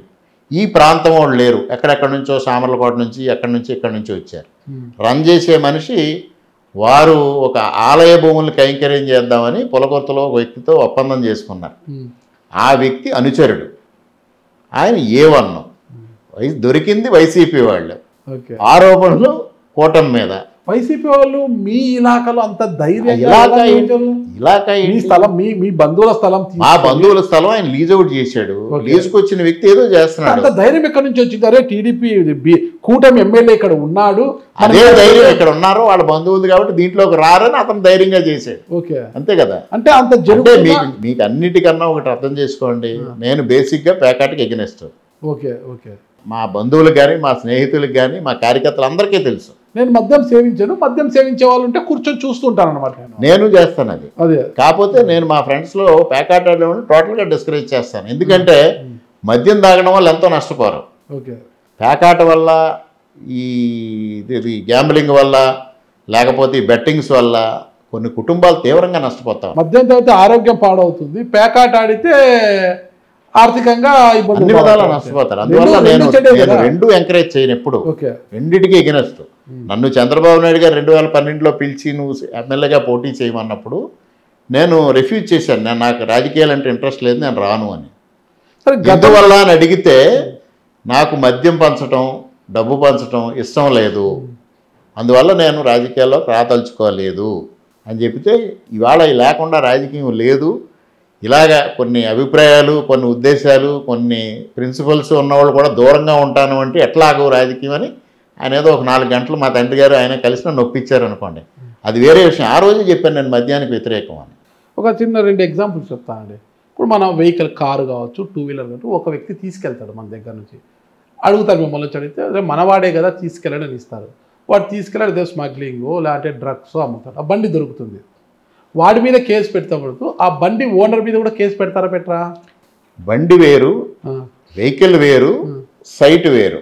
గతంలో కూడా ఇలాంటి కేసులు జరిగినప్పుడు పేకాట శిబిరాలు దొరికినప్పుడు స్థలం ఓనర్ల పైన కూడా కేసులు బనాయించారు అని అవతల నుంచి వస్తున్న వాదన. అవతల నుంచి ఎన్నైనా వాదించవచ్చండి, దానికి అన్నిటికీ నేను సమాధానం చెప్పాల్సిన పని లేదు. ఎందువల్ల అంటే సాక్షాత్తు ఈ గ్రామానికి చెందిన వ్యక్తి పేకాట క్లబ్బులు గ్రామాన్ని నిర్వహిస్తూ ఉంటే పోలీసులు ఈ గ్రామంలో పక్క గ్రామంలో 2 చోట్ల రైడ్ చేసి పట్టుకొని ఆనాడు సాక్షాత్తు పోలీసు అధికారులు అప్పటి ఎమ్మెల్యే సూర్యనారాయణ రెడ్డి గారి దగ్గరికి వెళ్ళి ఇదిగో ఈ గ్రామానికి చెందిన ఈ వ్యక్తి వల్ల అంటే ఈ రామవరం గ్రామానికి చెందిన ఈ వ్యక్తి వల్ల మీకు చెడ్డ పేరు వస్తూ ఉంది, గ్రామాల్లో నిర్వహిస్తూ ఉన్నాడు, ఇన్ని గ్రామాల్లో నిర్వహిస్తున్నాడని నేను చూపిస్తే ఆయన ఆ వ్యక్తిని లోపలికి పిలిచి నువ్వు నా ఇంటి గడప తొక్కకో నాకు చాలా చెడ్డ పేరు వస్తుంది అని ఈయన మందలిస్తే ఆ వ్యక్తి లేచి కుర్చీ తన్నేసి బయటికి వెళ్ళాడు. మరుసటి రోజు నుంచి ఇవాళ వరకు ఆ వ్యక్తిని ఎందుకు అలౌ చేస్తున్నారు? ఎందువల్ల అతను లేకుండా ఈయనకి రోజు గడవట్లేదు? సమాధానం చెప్పాల్సింది ఆయన. అదేవిధంగా షిఫ్ట్ ఆపరేటర్ల పోస్టులు 2 చోట్ల ఏలకొలను అంటే సింగంపల్లి, ఒక్కొక్క చోట 7-14 మంది, ఒక్కొక్కరి దగ్గర 7 లక్షలు కలెక్ట్ చేసి 98 లక్షలు అయ్యింది. కలెక్ట్ చేసి ఉద్యోగాలు ఇచ్చారు. అది ఎవరో మధ్యవర్తి కలెక్ట్ చేశాడు. కలెక్ట్ చేసిన తర్వాత ఆ మండలానికి చెందిన నాయకులందరూ, వైసీపీ నాయకులందరూ, ఇది సూర్యనారాయణ రెడ్డి గారికి తెలియదు, ఆయన దృష్టికి తీసుకెళ్తే వీళ్ళకి న్యాయం జరుగుతుంది, వీళ్ళ డబ్బు వీళ్ళకి కనుకొస్తుందని ఆయన దగ్గరికి తీసుకొచ్చారు పంచాయతీ. ఆయన అందరి పరిముఖంగా ఒక 100 మంది ఉండగా ఈ అభ్యర్థులు ఎవరైతే ఉద్యోగాలు తీసుకున్నారో వాళ్ళందరినీ పిలిచి అడిగితే మేము డబ్బు ఇచ్చామన్నారు. కలెక్ట్ చేసిన వ్యక్తిని పిలిపించారు. అతను మండల పార్టీ అధ్యక్షుడు. అతన్ని పిలిపించి నువ్వు వీళ్ళ దగ్గర డబ్బు తీసుకున్నావు అంటే అతను అడ్మిట్ అయ్యాడు. అప్పుడు ఐ థింక్ 2021 అనుకుంటా, 21 అక్టోబర్ ఆ ప్రాంతంలో సంక్రాంతి కల్లా వీళ్ళ డబ్బులు వీళ్ళు వెనక్కి ఇచ్చేయని అది ఆదేశించారు. 22 సంక్రాంతి అయింది, 23 సంక్రాంతి అయింది, 24 సంక్రాంతి అయింది, 25 సంక్రాంతి అయింది. ఇప్పటి వరకు వాళ్ళ డబ్బు తిరిగి ఇవ్వాల. మేము ఎన్నిసార్లు దాని గురించి మాట్లాడినా ఆయన సమాధానం చెప్పరు. ఎందువల్ల అంటారు? ఆదేశించారు, తిరిగి ఇవ్వాలి కదా. ఇవి అవినీతులు అంటే. ఓకే, మరి మీరు న్యాయం చేయించినప్పుడు మీ నోటీస్కి రాలేదు అది? ఇప్పుడు మీరు న్యాయం చేయించుకునే వాళ్ళకు నేను పిలిచాను వాళ్ళని, మీరు వచ్చి మా కంప్లైంట్ ఇవ్వండి, దాని మీద యాక్షన్ తీసుకుంటామని చెప్పారు. వాళ్ళు మల్లగొల్లాలు పడుతున్నారు. వాళ్ళు వచ్చి కంప్లైంట్ ఇస్తే తప్పనిసరిగా యాక్షన్ తీసుకుంటాం దానిపైన. నాకు తెలిసి నల్లమిల్లి రామకృష్ణారెడ్డి గారు మంచి సౌమ్యులు, వివాదాలకు వాటికి దూరంగా ఉంటాడని నాకు తెలిసినంత వరకు. కానీ లేదు, ఇంకొక కోణం ఉంది ఆయనలో అనేది చాలా మంది అంటున్నారు. చాలా మంది అన్నారు, ఒక్క సూర్యనారాయణ రెడ్డి గారు చాలా మంది చూస్తున్నారు. అంటే కట్ అండ్ పేస్ట్లో మీరు అది 3 వెర్షన్స్ అనుకుంటున్నారు అంతే. అంటే ఫలితాలు వచ్చిన వెంటనే మీకు వ్యతిరేకంగా మాట్లాడుతున్న వ్యక్తి కృష్ణారెడ్డి ఇంటిపైన దాడి చేశారని, ఆ ఇంటిని ధ్వంసం చేశారని ఒక ఆరోపణ. కుతకలూరు గ్రామానికి చెందిన దుర్గారెడ్డి అని అతను, ఈ ప్రాంతం ఇది రెడ్లు ఎక్కువగా ఉంటారు ఈ ప్రాంతంలో కాబట్టి ఇది 2వ పులివెందల, ఇక్కడ రాజశేఖర రెడ్డి విగ్రహం ఉంటుంది కానీ వేరే వాళ్ళ ఎవరి విగ్రహాలు ఉండవు, మూలారెడ్డి గారి విగ్రహం కూడా లేదు, ఇది రాజశేఖర రెడ్డి గారి విగ్రహం మాత్రమే ఉంటుంది, ఇది 2వ పులివెందల అని ఆయన అలా మాట్లాడి అతనిపై దాడి కావచ్చు. పిల్లాశెట్టి శివప్రకాష్ అని ఒక పాత్రికేయుడు మీకు వ్యతిరేకంగా వార్తలు రాశాడని, అతన్ని రాత్రికి రాత్రి కిడ్నాప్ చేసి అనపర్తిలో ఒక మామిడి తోటలో బంధించి చిత్రహింసలు పెట్టారు అనేది ఈ 3 ఆరోపణలు బలంగా వినిపిస్తున్నాయి మీ మీద. బలంగా ఒక వయసు వినిపిస్తుంది. బలంగా అని మీరు ప్రజల వాడిని సూర్యనారాయణ రెడ్డి గారు వాడి వినిపిస్తున్నారు. నేను సూర్యనారాయణ గారు వినిపించడం లేదు, ఆయన వీడియోలో నేను చూడలేదు, ఆయన వీడియోలో అయితే నేను చూడలేదు. ఆయన వీడియోలో ఏం చూసా నేను? బెల్ట్ షాపులు, ఈ మైనింగ్, ప్యాకాట శిబిరాలు, ఈ 3 చూసినా నేను. మిగతా ఆయన వీడియోలో నేను చూడలేదు. ఈ 3 నేను చూశాను ఆయన వీడియోలో. సోలో వీడియోలో అయితే పక్కా చూశాను. ఎవరిని ఇక్కడ దాడులు చేయలేదు, ఏమీ చేయలే. మరి కృష్ణారెడ్డి ఇంటిపైన దాడి చేసింది ఎవరు ఆ రోజు? కృష్ణారెడ్డి పర్సనల్ గొడవ అది. ఓకే, పర్సనల్ గొడవ. కొంతమంది యువకుల్ని అతను ఇష్టానుసారంగా మాట్లాడితే ఆ రాత్రి దాడి చేశారు వీళ్ళు. దాడి చేస్తే అతను ఇమీడియట్గా ఏదో బ్రతిమాలుకునే వాళ్ళు పంపించుకున్నాడు. మీ సహకారం లేకుండా దాడి వినండి పూర్తిగా. ఓకే, వింటానండి. వెంటనే ఇక్కడ మా గ్రామంలో ఒక పెద్ద ఆయన ఉన్నారు. అతను ఉదయం వెళ్ళి పెద్ద ఆయనకి చెప్పుకున్నాడు, ఇట్లాగ నాకు పలానా వాళ్ళు దాడి చేశారు. నాకు తెల్లవారి ఇన్ఫర్మేషన్ తెలిసింది వీళ్ళు ఎవరో దాడి చేశారు. ఆ పెద్ద ఆయన నాతో మాట్లాడడానికి వద్దాం అనుకుని నాకు ఫోన్ చేశారు. నాకు ఫోన్ చేయలేదు, మా వాళ్ళకి ఫోన్ చేసి నేను వస్తాను అని అంటే, ఆయన పెద్ద ఆయన ఇక్కడికి రప్పించడం బాగుండదు, నేనే వస్తాను అన్నాను. లేదు నేను వస్తాను అన్న. నాకు ఈ విషయం మాట్లాడడానికి ఆయన వస్తున్నాడని నాకు తెలియదు. ఈ లోపుగా నేను ఆ రాత్రి ఎవరైతే దాడి చేసిన మనుషులు నేను పిలిపించాను. పిలిపించి ఎందుకు ఇట్లాంటి పనులు చేస్తా ఉన్నారు, ఇది పొరపాటు పనులు, ఇవి చేయకండి అని వాళ్ళని ఇక్కడిక్కడే నిలబెట్టి మందలిస్తా ఉన్నా. అంతలో ఆ పెద్ద ఆయన వచ్చాడు. అక్కడికి పెద్ద ఆయన వస్తే ఆయన ప్రత్యక్షంగా చూశాడు. చూసిన తర్వాత వాళ్ళని ఆయన సమక్షంలోనే వాళ్ళని మందలించేసాం. మీ ఇద్దరం లోపలికి వెళ్ళాం. వెళ్ళిన తర్వాత నేను ఈ విషయం గురించే వచ్చాను, వాడు కృష్ణారెడ్డి వచ్చి ఇట్లాగని చెప్పాడు, ఇప్పుడు నువ్వు వచ్చేటప్పటికి నువ్వు వాళ్ళనే మందలిస్తున్నావు, ఇంకా దీంట్లో మాట్లాడేది ఏముంది అన్నాడు. అప్పుడు నేను ఆయన ఒక ప్రశ్న వేశాను. 5 సంవత్సరాల పాటు నన్ను నా కుటుంబాన్ని చిత్రహింసలు పెట్టారు కదా, వ్యక్తిగతంగా నన్ను టార్గెట్ చేసి నా పైన అన్ని విధాలుగా ఇబ్బందులు పెట్టి సాక్షాత్తు నా మీద సుపారీ కూడా ఇచ్చి క్షుద్ర పూజలు చేసి ఇన్ని చేసిన రోజు నేను మిమ్మల్ని ఎవరిని అప్రోచ్ కాలేదు కదా, దేహి అని మాట్లాడలేదు కదా. నేను ఫైట్ చేశాను, పోరాడాను అధికార పక్షం మీద. నా కార్యకర్తలు నాకు సపోర్ట్ చేశారు. మరి వీళ్ళందరూ మూలారెడ్డి గారు, రామకృష్ణారెడ్డి, కమ్మరెడ్లు, వీళ్ళు అసలైన రెడ్లు కాదని మాట్లాడతారు కదా. మరి అసలైన రెడ్లు ఇంత దిగజాల్సిన పని ఎందుకు? నీ చుట్టూ తిరగాల్సిన పనే ఉంది. ఏ ఒక్క రోజైనా నీ దగ్గరికి వచ్చి నాకు కాంప్రమైజ్ చెయ్యని అడిగానా అని నిన్ను కానీ ఎవరినైనా అని ఎప్పుడు రాలేదు నాకు అన్నారు. అదే ఎగ్జాంపుల్. నాకు ఒక కొత్త విషయం చెప్పారు మీరు. అంటే ఈ ప్రాంతము ప్రేమ అభిమానాలకు పెట్టింది పేరు తూర్పుగోదావరి జిల్లా అనేలకి అందరికి తెలిసినది. కానీ సుపారీ హత్యలు జరగడం ఏంటి? సుపారీ ఇచ్చారని కొత్తగా విషయం చెప్తున్నారు. కొత్తగా కాదు, ఆ రోజు నేను కంప్లైంట్ కూడా ఇచ్చాను. ఆ రోజే పోలీసుకి కంప్లైంట్ ఇచ్చాను. ఓకే, రాజకీయంగా కక్షలు ఉంటాయి, రాజకీయంగా ఎవరికొరు విమర్శించుకుంటే విమర్శలు ప్రతి విమర్శలు ఉంటాయి.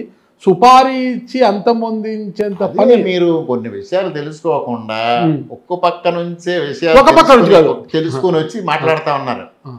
గత 5 సంవత్సరాలుగా నా పైన 39 కేసులు, ఒక తప్పుడు కేసులో 15 రోజులు రిమాండ్, అది తెలుసు. మీరు రిమాండ్కు జైలు 50 లక్షలు సుపారీ, సుపారీ విషయం లేదు, మీ కేసులని తెలుసు. 42 లక్షలు క్షుద్ర పూజలు. ఇన్ని జరిగినాయి ఎందువల్ల అంటే ఇక్కడ ఇప్పుడు రాజకీయాలు జరిగినాయి. మూలారెడ్డి గారు మా కుటుంబం 10 సార్లు ఇప్పుడు అసెంబ్లీ ఎన్నికల్లో పోటీ చేశాం.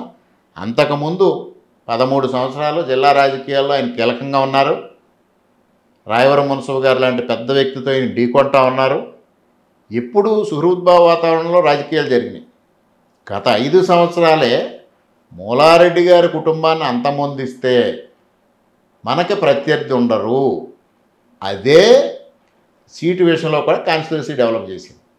ఈ అన్ని ప్రయత్నాలు జరిగి నన్ను అంతమొందించాలనో, భౌతికంగా అంతమొందించాలనో, మానసికంగా అంతమొందించాలనో, మానసికంగా బలహీనం చేయాలనో ఇన్ని రకాల ప్రయత్నాలు చేసి అన్నీ విఫలం అయిన తర్వాత అల్టిమేట్గా సీటు కూడా రాకుండా చేసి బలహీనం చేయాలనే ప్రయత్నం కూడా జరిగింది.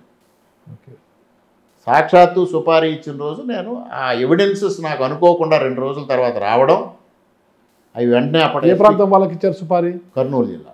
కర్నూలు జిల్లా వాళ్ళకి. అంటే గతంలో కూడా ఇక్కడ ఒక ఇన్సిడెంట్ జరిగింది. పడాల వెంకటరామారెడ్డి అని జడ్పీటీసీ, ఎక్స్ జడ్పీటీసీ, వాళ్ళ ఫాదర్ 78-83 ఎమ్మెల్యే, ఆయన మీద సుపారీ జరిగి అటెంప్ట్ జరిగింది. ఓకే, లక్కీలీ ఆయన ఎస్కేప్. అదే తరహాలో ఆ ప్రాంత వాసులకే ఇక్కడ సుపారీ జరిగింది. జరిగిన తర్వాత నేను కంప్లైంట్ ఇవ్వడం, అది మీడియాలో రావడం, చంద్రబాబు నాయుడు గారు చూసి నాకు కాల్ చేసి నన్ను రమ్మని ఆ వివరాలన్నీ తీసుకుని ఆయన డీజీపీకి లెటర్ రాయడం, ఈ కొద్దిగా మీడియాలో అల్లరి జరిగేటప్పటికి సద్దుమణిగింది. ఇప్పుడు మీరు అధికారంలో ఉన్నారు కదా, దాన్ని నిగ్గు తేల్చచ్చు కదా, అది జరుగుతుంది కదా, మళ్ళీ విచారం జరుగుతుంది. సిఐడి జరుగుతుంది, సిఐడి వాళ్ళు చేస్తున్నారు. అనపర్తి రెడ్డి సామాజిక ఓట్లు ఎక్కువగా ఉంటాయి కదా. రెడ్ల మొత్తం కూడా ఇక్కడ తీసుకుంటే సినీ ఇండస్ట్రీ ఇక్కడ నుంచి బొంబాయి వరకు కూడా పాకిపోయారు. ఇక్కడ రెడ్లంతా కూడా రాయలసీమ రెడ్లకు ఇక్కడ రెడ్లకు అసలు పోలికే లేనట్టుగా ఉంటుంది. అసలుకి అక్కడ రెడ్ల వీళ్ళు ఒప్పుకోరు, వీళ్ళంతా పెద్ద రెడ్లు రెడ్డి వాళ్ళంతా కూడా ఎక్కువగా వడ్డీ వ్యాపారాలు ఎక్కువగా చేస్తుంటారు. ఇక్కడ ముఖ్యంగా సినీ ఇండస్ట్రీ వాళ్ళకు కూడా ఇక్కడ నుంచే వడ్డీలకు ఇస్తుంటారు కూడా. మొత్తం కూడా ఈ కమిషన్ బిజినెస్ కూడా ఎక్కువగా జరుగుతుంటుంది. రైస్ మిల్లర్స్ ఎక్కువ ఉన్నారు, పౌల్ట్రీ యజమానులు ఇక్కడ ఉన్నారు. అసలు ఈ వడ్డీ వ్యాపారం అంతా ఏంది అసలు? ఏం లేదండి, ఇక్కడ వర్కింగ్ కల్చర్ ఎక్కువ. ఒకప్పుడు లిటరసీ రేట్ చాలా తక్కువ, బట్ వర్కింగ్ కల్చర్ చాలా ఎక్కువ. పని సంస్కృతి. 15 years 16 years దాటిన ప్రతి అబ్బాయి ఏదో ఒక పని మీద బయటకు వెళ్ళడం, ఎర్నింగ్ మెంబర్ అవ్వడం. At the same time hard work, బ్రహ్మాండంగా పనిచేస్తారు. వారానికి 4 రోజులు 5 రోజులు బయట ప్రాంతాల్లో ఉండి వ్యాపారం చేసుకుని వస్తారు. అంత పని సంస్కృతి ఉన్న ప్రాంతం ఇది. ఓకే, ఆ విధంగానే చిన్న స్థాయి నుంచి ఒక 30 సంవత్సరాల వ్యవధిలో ఆర్థికంగా చాలా ఎదిగారు. అంటే ఇండివిజువల్గా ఫైనాన్షియల్గా గ్రోత్ వచ్చింది. ఒకళ్ళని చూసి ఒకళ్ళు ఆ పని సంస్కృతిలో భాగమయ్యి అందరూ గ్రోత్ బాగా వచ్చింది. ఆ తర్వాత ఒక్కసారిగా ఫైనాన్షియల్ గ్రోత్ వచ్చిన తర్వాత వాళ్ళ పిల్లల్ని లిటరసీ వైపు ఆకర్షింపజేయాలి. వాళ్ళు పిల్లల్ని చదివించడం, బయట ప్రాంతాలకు చదువు పంపించడం, అబ్రాడ్ పంపించడం, ఆ విధంగా కూడా డెవలప్ అయింది. ఆ విధంగా చాలా హార్డ్ వర్క్తో ఈ ప్రాంతం డెవలప్ అయింది. అంటే వడ్డీ వ్యాపారం అనేది ఒక రకంగా తప్ప ఒప్ప అనేది అవసరం ఉన్నవారు అవసరానికి తగ్గట్టుగా అప్పులు తీసుకుంటారు. అది ఒక వ్యాపారంగా మారిపోయింది. కానీ వడ్డీ వ్యాపారం అనేది తప్పు అన్నట్టుగా, అంటే వీళ్ళు బలవంతంగా వాళ్ళు కట్టకపోతే బలవంతంగా వసూలు చేస్తున్నారు, దాడులు చేయడం జరుగుతుంది, కేసులు కూడా నమోదు అవుతున్నాయి, కొంతమంది ఇబ్బందులు కూడా పడుతున్న పరిస్థితులు కూడా. 100 మంది ఒకటి చేస్తే, ఒకరు తప్పు చేస్తే ఆ తప్పుని ఎత్తి చూపిస్తారు న్యాచురల్గా. ఇప్పుడు బ్యాంక్స్ ఏం చేస్తున్నాయండి? బ్యాంక్స్ నుంచి లోన్ తీసుకున్న వాళ్ళ మీద ఎట్లా ఉంటుంది? ఇప్పుడు ఎక్కడో కొన్ని మల్టీనేషనల్ కంపెనీస్ కూడా ఈ ఫైనాన్స్లోకి వచ్చి వాళ్ళు మైక్రో ఫైనాన్స్లు అంటూ చేసి వాళ్ళు ఇబ్బందులు పెట్టింది కూడా వీళ్ళపైన అపప్రద పడిన పరిస్థితులు ఉన్నాయి. ఇప్పుడు ఎక్కడో ఒక 100 మందో 1000 మందో బిజినెస్ చేసిన తర్వాత ఒకళ్ళో ఇద్దరు కొద్దిగా ఇబ్బందులు పెడితే దాన్ని యాజ్ ఏ హోల్ ఆ ఫైనాన్స్ సెక్టార్కి అంతా అంటగట్టే ప్రయత్నం జరిగింది. అది వాస్తవం కాదు. ఇక్కడ ఫైనాన్స్ వ్యాపారం చేసి నష్టపోయిన వాళ్ళు ఉన్నారు, ఫైనాన్స్ వ్యాపారం చేసి ఎదిగిన వాళ్ళు ఉన్నారు, అన్ని విధాలా ఉన్నారు. మొత్తం ఇప్పుడు ఏదైతే ఫైనాన్స్ వ్యాపారము వడ్డీ వ్యాపారాలు చేస్తున్నారో వీరందరికీ కూడా ఒక ఎమ్మెల్యేగా మీరు అండగా నిలుస్తున్నారా? వాళ్ళు ఎవరికి అసలు ఎమ్మెల్యేలు అండే అవసరం ఏముంటుందండి. ఇప్పుడు వెళ్తారు ఆ గ్రామంలోకి, ఫైనాన్స్ ఇష్యూలో కేసులు అవుతుంటాయి. Need based business. ఇప్పుడు ఆ గ్రామంలోకి వెళ్ళిన తర్వాత వాళ్ళకి ఒక బ్యాంకుకి వెళ్ళి 10,000 రూపాయలు తీసుకోవాలంటే సాధ్యమా? బ్యాంక్కి వెళ్ళి 1,00,000 రూపాయలు తీసుకోవాలంటే సాధ్యమా? వీళ్ళు ఆన్ ది స్పాట్ ఇస్తారు. వాళ్ళకి ఉండే రిలేషన్ చాలా కాలం నుంచి ఉంటుంది. వాళ్ళ క్రెడిబిలిటీ వీళ్ళు చూస్తూ ఉంటారు. వాళ్ళు అప్పటికే చాలాసార్లు వీళ్ళ దగ్గర తీసుకోవడం మళ్ళీ రీపే చేయడం జరుగుద్ది. ఆ క్రెడిబిలిటీ ఉన్నవాళ్ళు వీళ్ళు మరలా ఇస్తూ ఉంటారు. వాళ్ళకు కూడా ఏంటి, ఒక బ్యాంక్ దగ్గరకో లేకపోతే ఇంకొక ఫైనాన్స్ కంపెనీ దగ్గరకో వెళ్ళి వితౌట్ కొలాటరల్ సెక్యూరిటీ లేకపోతే వితౌట్ గ్యారంటీ ఆ స్మాల్ అమౌంట్స్ తీసుకోవడం సాధ్యం కాదు. అందువల్ల వాళ్ళు వీళ్ళని ఆశ్రయిస్తారు, వీళ్ళ బిజినెస్ కోసం వాళ్ళ మీద ఆశ్రయం పొందుతారు. ఇది మ్యూచువల్ అండర్స్టాండింగ్తో జరుగుతూ ఉంటుంది. ఎక్కడో 1-2 చోట్ల మిస్ఫైర్ అయిన చోట ఇబ్బందులు వస్తూ ఉంటాయి. ఇబ్బందులు వస్తూ ఉన్నప్పుడు వాళ్ళు సెటిల్ చేసుకుంటారు, లేకపోతే గ్రామ పెద్దల ముందు సెటిల్ చేస్తారు తప్పించి ఎమ్మెల్యేల కేసులకు వెళ్ళి ఎమ్మెల్యేల కేసులు తప్పించే పరిస్థితులు ఎప్పుడు రాలేదు. చిన్నలా మనం లైన్ తప్పామన్నా దాడుల గురించి వచ్చినప్పుడు అది పక్కన పెట్టేస్తే శివప్రకాష్ పిల్లారి శివప్రకాష్ అంటే పాత్రికేయుడిని కిడ్నాప్ చేసి చాలా దారుణంగా హింసించారు అనే ప్రచారం కూడా జరిగింది. అది వాస్తవమా కాదా? అది ఎందుకు వాస్తవం అండి? వాస్తవం అయితే ఆ రోజు ఏదో జరిగిపోయిందని సూర్యనారాయణ రెడ్డి గారు ఎక్కడి నుంచో పోలీసు అందరికీ ఫోన్ చేశాడు. పోలీసులు అందరూ గాలించారు. అతను ఫైనల్గా రోడ్డు పైన వాళ్ళకి కనిపించాడు. ఆ రోజు స్టేట్మెంట్ రికార్డు చేశారు. నన్ను ఎవరో కిడ్నాప్ చేయలేదు, నేనేదో వేరే పని మీద మండపేట నుంచి ఎవరో వస్తే మీ ఇద్దరం ఎక్కడో మాట్లాడుకుని నేను వస్తూ ఉన్నాను అని స్టేట్మెంట్ ఇచ్చాడు. 4 రోజుల తర్వాత వీళ్ళ వాదనని బలం చేసుకోవడం కోసం అతని చేత బలవంతంగా ఒక ప్రైవేట్ కంప్లైంట్ ఇప్పించారు. అది జరిగింది. ఆ రోజు ఎస్పీ, డిఎస్పీ, సిఐ అందరూ వాళ్ళ ఇంటికి వెళ్ళి కూడా స్టేట్మెంట్లు రికార్డు చేశారు. వాళ్ళ కుటుంబ సభ్యుల సమక్షంలో, అడ్వకేట్ సమక్షంలో స్టేట్మెంట్ రికార్డు చేస్తే ఆ రోజు కిడ్నాప్ జరిగిన అన్న వ్యక్తి 4 రోజుల తర్వాత, వారం రోజుల తర్వాత, 10 రోజుల తర్వాత ప్రైవేట్ కంప్లైంట్ ఎందుకు ఇచ్చాడు? ఆ రోజు కంప్లైంట్ ఇవ్వకుండా. అంటే వాళ్ళు ఒక తప్పుడు వాదం వినిపించుకున్నారు. ఆ తప్పుడు వాదం అవాస్తవం అని అనకుండా ఇందులో వాస్తవం ఉందని చెప్పుకోవడం కోసం అతనికి అర్జెంటుగా వాళ్ళ కాలేజీలో ఉద్యోగం ఇచ్చి 15,000 రూపాయలు 20,000 మంత్లీ ఇచ్చేటట్టుగా ఒక ఒప్పందం కుదుర్చుకుని అతని చేత ఒక ప్రైవేట్ కంప్లైంట్ పెట్టించారు. ఇంకొక కోణంలో ఆలోచిద్దాం మనము. చెప్పండి. మేము కిడ్నాప్ చేసి బెదిరించినట్టుగా ఎవరికైనా చెబితే ఖబర్దారని మీరు బెదిరించినప్పుడు అలా పాజిటివ్గా మాట్లాడి మళ్ళీ వాళ్ళ భరోసా ఇచ్చినప్పుడు అలా కంప్లైంట్ ఇచ్చాడు అనుకుంటే అంత బెదిరిస్తే వారం రోజులకి ఆ భయం పోయిందంటారా? అంటే వాళ్ళు అంతలో భరోసా ఇచ్చిండొచ్చు కదా. అది అవాస్తవాలను వాస్తవంగా చూపించుకోవడం కోసం ఇలాంటి కార్యక్రమాలు చేశారు. సరే, మరి పిల్లారిశెట్టి సాయి ప్రకాష్ని ఎవరో కిడ్నాప్ చేసి కొట్టేటంత ప్రామిసరీ నోట్ల మీద సంతకాలు కూడా చేయించుకున్నారు. ఆయన ఎవరికో అప్పులు ఇవ్వాల్సిన ఉండుంటాడు. ఇది ఒక వంకగా పెట్టుకుని ఆ ప్రామిసరీ నోట్లు రాసినవి ఆ బురద మీకు చల్లాలి, నాకు చల్లాలని కాదు, ఆ నోట్లు ఎగ్గొట్టడం కోసం, ఆ బాకీలు ఎగ్గొట్టడం కోసం నేను ఎక్కడో ఎవరో రాయించుకున్నారు, నేను రాసినవి కాదు అని వాళ్ళ బాకీలు ఎగ్గొట్టడం కోసం చేసే ప్రయత్నం ఇది. మరి ఎన్నికలు అయిపోయిన తరువాత ఇది 2వ పులివెందుల రాజశేఖర రెడ్డి విగ్రహం తోడుది లేదన్న దుర్గారెడ్డిని అసలు ఎన్నికలు అయిన తర్వాత కాదు 2వ పులివెందులు అని మేమెవరం డిక్లేర్ చేయాల. ఇప్పుడు వైసీపీ వాళ్ళు, గతంలో కాంగ్రెస్ వాళ్ళు 2వ పులివెందులు వాళ్ళే మాట్లాడుకుంటారు. రాజశేఖర రెడ్డి విగ్రహం తప్పించి ఎవరన్నా దుర్గారెడ్డి ఎవరు? అలా కుతుకులూరు దుర్గారెడ్డి అనే ఏమో మాకు తెలియని పేర్లు మీరు చెప్తా ఉన్నారు. అవునా? మేము ఎతకాలు అయితే ఎవరు దుర్గారెడ్డి. ఆ వీడియో చూపిస్తాను, చూస్తారా? పిల్ల కుర్రాడు ఎవరో గుర్తుపడతారా? ఈ కుర్రాడు కాదని అసలు నేను అనే గుర్తుగా చెప్తున్నాను. రాజశేఖర రెడ్డి విగ్రహం ఉంది కానీ ఎన్టీఆర్ది లేదా? కాదని ఎన్టీఆర్ది మూలారెడ్డి గారిది నేను పెట్టిందా? నేను పెట్టింటాను మూల తాతగారు, నేను పెట్టింటాను విగ్రహం, నేను పెట్టింటాను ఊళ్ళో. నా అంతకు నా సొంత రూపులతో నేను పెట్టింటాను. ఇది అప్పుడే వైరల్ ఎవరు? ఇతనిపై దాడి చేసింది ఎవరు? అది మీరే చెప్పండి. అంటే కానీ దాడి చేసిన వ్యక్తి వాళ్ళు మాట్లాడిన మాట నల్లమిల్లి కాదు. మనోజ్ అనేది బయట ఉన్న వాదన. బయట చాలా వాదనలు ఉన్నాయి. నేను లిక్కర్లో డబ్బులు తీసుకున్నాను అంటున్నారు, అది వాస్తవం అంటున్నారు. అంటున్నారు, ఇంకోటి సందుకి బెల్ట్ షాపులు పెట్టారంటున్నారు. మీకు ఒక్కడ తెలుసా, మొన్న సాక్షాత్తు షాపు ఓనర్స్ స్టేట్మెంట్ ఇచ్చారు. నేను కొంతమంది షాపు ఓనర్స్ ఎవరు ఇవాళ వరకు నాకు తెలియదు. నమ్ముతారా మీరు? ఆ సిఐ వచ్చి వాళ్ళందరినీ తీసుకొస్తానంటే నా దగ్గరికి తీసుకురాకమ్మా, లేడీ ఆవిడ, నా దగ్గరికి తీసుకురాకు, నేను ఆ వ్యాపారానికే ఎగనెస్ట్, నన్ను అందులో జోక్యం చేసుకునే వద్దు, నేను వాళ్ళతో మాట్లాడను, మీ గైడ్లైన్స్ గవర్నమెంట్ ఎట్లా చేస్తే అట్లా చేసుకోండి అంతే, ఇందులో నన్ను తలదోర్చనే వద్దాను. నేను ఇవాళ వరకు కొంతమంది అసలు నాకు వచ్చారు, కొంతమంది మాకు వచ్చింది షాప్ అని, చేసుకోండి అయ్యా అన్న. ఇంకొకళ్ళు వచ్చారు, మధ్యలో మా కార్యకర్తలు ఎవరు ఇబ్బంది పెట్టారని నాకు ఎవరో ఫోన్ చేశారు, పక్క నియోజకవర్గం వాళ్ళు. ఏమంటే మా కార్యకర్తలను పిలిచి మందలు ఇచ్చారు.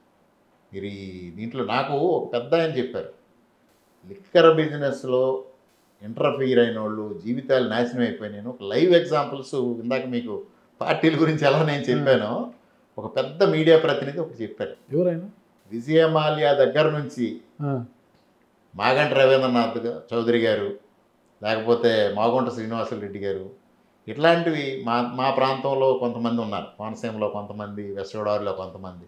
ఇవన్నీ చూస్తే నాకు కూడా అనిపించింది కరెక్టే కదా అని. బేసిక్గా నేను ఎగనెస్ట్, అది విన్న తర్వాత ఇదంతా వాస్తవం అన్న. నేను అసలు లిక్కర్ బిజినెస్ని ఎంకరేజ్ చేయడం కానీ, ప్యాకాట్లను ఎంకరేజ్ చేయడం కానీ, గ్యాంబ్లింగ్ని ఎంకరేజ్ చేయడం కానీ, బెట్టింగ్లు కానీ నేను టోటల్లీ పర్సనల్గా ఎగనెస్ట్. మనస్ఫూర్తిగా చెప్తున్నారా? మనస్ఫూర్తిగా. మీరు ఎందాక అడిగిన ప్రమాణం ఎక్కడ చేయమంటే అక్కడ. ఓకే, దీనికి ప్రమాణం చేస్తానంట. వాళ్ళు ప్రమాణమే చేసి చెప్పండి.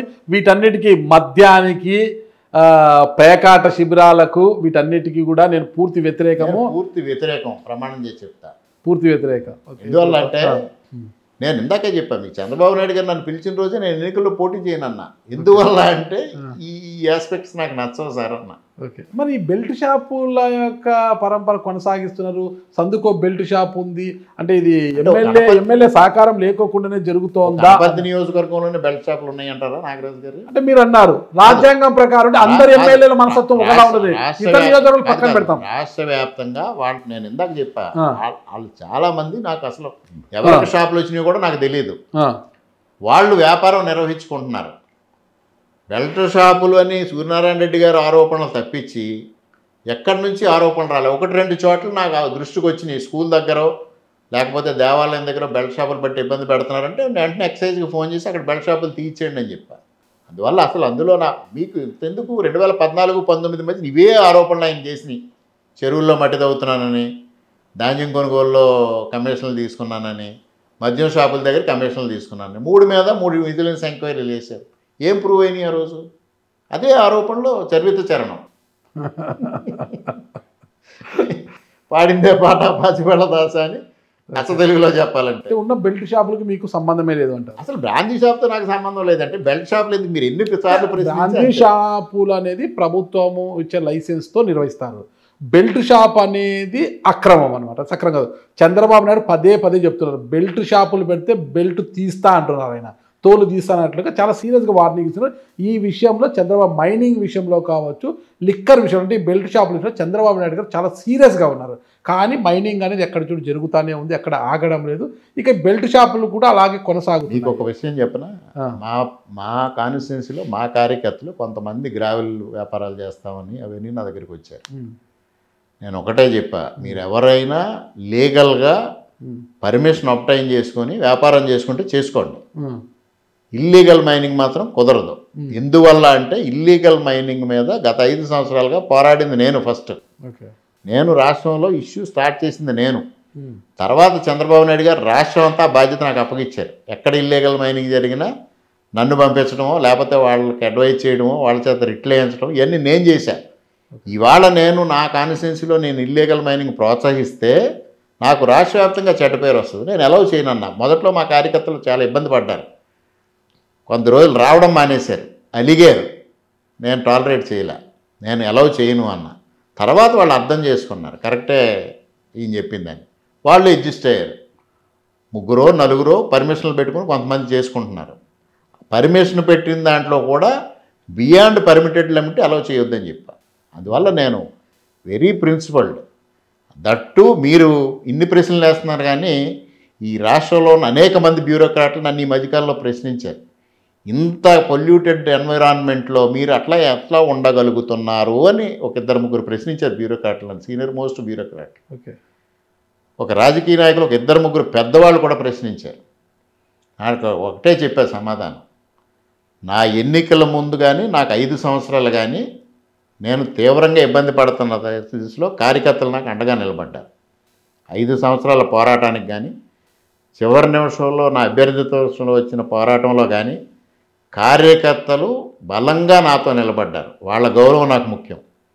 ప్లస్ ప్రజలు నువ్వు ఎక్కడున్నా నువ్వు అభ్యర్థిగా ఉండాలి, నీకు ఓటేస్తామని ఆశీర్వదించారు. వాళ్ళు ఇంపార్టెంట్.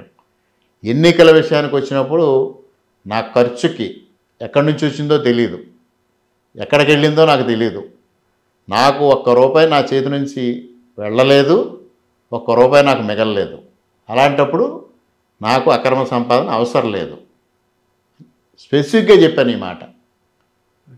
ఇక మీకు పదే నేను చెప్పాల్సిన పని లేదు. మీరు ఎన్నిసార్లు ప్రశ్నించినా అదే వాతావరణంతో కూడా రాజకీయాలతో, అంటే కలుషిత రాజకీయాలతోనే పొల్యూట్ అయిపోయిందంటారు. మొత్తం వ్యక్తుల్లో ఉందంటారు, రాజకీయాల్లో ఉందంటారు. మొత్తం కలుషితం అనేది చెట్టు ముందా వెత్తు ముందా? విత్తే ముందు. ఎట్లా? చెట్టు లేకుండా చెట్టు లేకుండా విత్తు వస్తుందా? తర్వాత చెట్టు నుంచి మళ్ళీ విత్తు, అంతే. ఇదంతా సైకిల్. విత్తు వచ్చిన తర్వాత చెట్టు వస్తుంది. బిగినింగ్ ఏదొచ్చింది ఎవరికి అర్థం కాదు. అంచేతది అన్ని కొన్ని శేష ప్రశ్నలు, బేతాళ ప్రశ్నలా ఉంటాయి. విక్రమార్కుడు బేతాళుడు తరాలు అంటారా? సరే, మీరు గెలిచిన తర్వాత 2004 గెలిచిన తర్వాత విజయోత్సవ సభ పెట్టుకున్నారు, విజయోత్సవ ర్యాలీలు, విజయోత్సవ సభ పెట్టుకున్నారు కదా. ఆ సభలో మీరు అన్నారనమాట, అంటే వైసీపీకి దాదాపు 50,000 పైచీలకు ఓట్లు వచ్చాయి, మీకు 20,000 మెజార్టీ వచ్చింది, మొత్తం తీసుకుంటే ఒక 70,000 అనుకున్నా కూడా ఇందులో వైసీపీకి నుంచి ఇంకా మనకు చాలా రావాల్సి ఉంది, అంటే ఇంకా మనకు చాలామంది దూరంగా ఉన్నారు. అయినప్పటికీ కూడా వారు మనవారు ఎవరి మీద కక్ష సాధింపు చర్యలు వద్దు, అయితే కొంతమంది మీద లీగల్గా తీసుకుంటామన్నారు.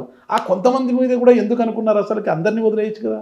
అంటే మా కార్యకర్తల పైన 151 కేసులు ఫైల్ చేశారండి గత 5 సంవత్సరాలు. ముఖ్యంగా ఒక గ్రామంలో ఒక కార్యకర్తని వాళ్ళ ఇంటిపైన దాడి చేసి వాళ్ళ ఇల్లంతా పగలగొట్టి అతను దొరికితే చంపుదామని ప్రయత్నం చేస్తే వాళ్ళ కుటుంబ సభ్యులు అతను గదిలో లాక్ చేసి షెల్టర్ ఇచ్చి తర్వాత ఒక 4 గంటల తర్వాత పోలీసుల ఇంటికి వచ్చి అతని పైన 307 కట్టి అతన్ని అరెస్ట్ చేసి ఎవరైతే దాడి చేశాడో వాళ్ళ ఇంటికి తీసుకెళ్ళి వాళ్ళ ఇంటి వరండాలో ఒక సంకెళ్ళేసి వరండాలో కట్టే సినిమా కన్నా దారుణంగా ఆ పోలీస్ ఆఫీసరు ఆ వ్యక్తి సినిమాలో మాదిరిగా అక్కడ మందు సేవిస్తూ విందు ఆరగిస్తూ ఇతను 2 గంటల పాటు అట్లా ఉంచారు. అంటే శాంతికి ప్రేమకు చిహ్నంగా ఈ ప్రాంతంలో ఇలాంటివి కూడా జరుగుతాయి. ఇలాంటివి చేశారు కాబట్టే ప్రజల్లో అంత రియాక్షన్ వచ్చింది. వాళ్ళందరినీ కాపాడడం, వీళ్ళందరిపైన రౌడీ షీట్లు ఓపెన్ చేశారు.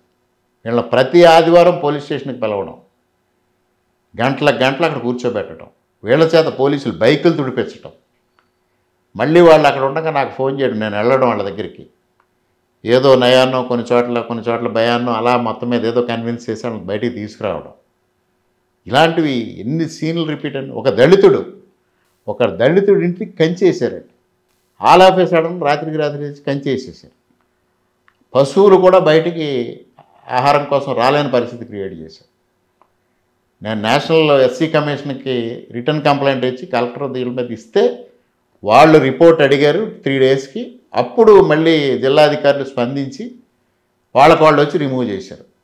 5 రోజుల పాటు కంచేసి దళితులను అలా ఉంచేశారు. అతను ఒక ఎక్స్ సర్పంచ్, ఒక ఎక్స్ ఎంపీటీసీ, వాళ్ళ పేరెంట్స్, టీచర్స్ ఇద్దరు అన్ని ఘోరాలు చేశారండి. ఓకే, ఇంకొక వీడియో కూడా చూశాను నేను. కడకుదురు గ్రామంలోని కొంతమంది రైతులు తమ పొలాల కంటే చింతపల్లి లాకుల నుంచి మాకు నీళ్లు ఇది మీకు కంప్లీట్ చెప్పండి. నేను మొన్న విజయోత్సవంలో కార్యకర్తల మీటింగ్లో నేను చెప్పింది ఏంటంటే, కార్యకర్తలు అగ్రెసివ్గా ఉంటారు. మన మీద రామకృష్ణారెడ్డి గారికి నాగరాజు గారి మీదో, నాగరాజు గారికి రామకృష్ణారెడ్డి గారి మీదో పగలో ప్రతీకారాలు ఉంటాయి. లోకల్ ఇష్యూస్ ఉంటాయి, రాజకీయ ఇష్యూస్ ఉంటాయి, వ్యక్తిగతాలు ఉంటాయి. కొన్ని సందర్భాల్లో ఏమవుతాయి, ఈ ముసుగులో వ్యక్తిగత కక్షలు తీర్చుకోవడానికి ప్రయత్నాలు జరుగుతాయి. ఖచ్చితంగా మా నాయకుడు ఎమ్మెల్యే అయ్యాడు, కొంతవరకు మేము మా వ్యక్తిగత సమస్య తీరుతుంది కదా, అది ఈ రాజకీయ ముసుగు కప్పుతారు. నేను మొట్టమొదటిగా చెప్పింది ఏంటంటే, మనకి 56,000 మెజారిటీతో 2019లో ఓడిపోయాం. ఇప్పుడు 20,000 మెజారిటీతో గెలిచాం. అంటే డిఫరెన్స్ 76,000. అంటే ఆ రోజు వైసీపీకి ఓటేసిన వాళ్ళలో అత్యధికులు తిరిగి మనకు ఓటేశారు. చాలామంది సామాన్య కార్యకర్తలు, లేకపోతే 30,000 మైనస్ ఉంది అక్కడ, ఒక స్థాయి నాయకులు మనకు వేసేశారు.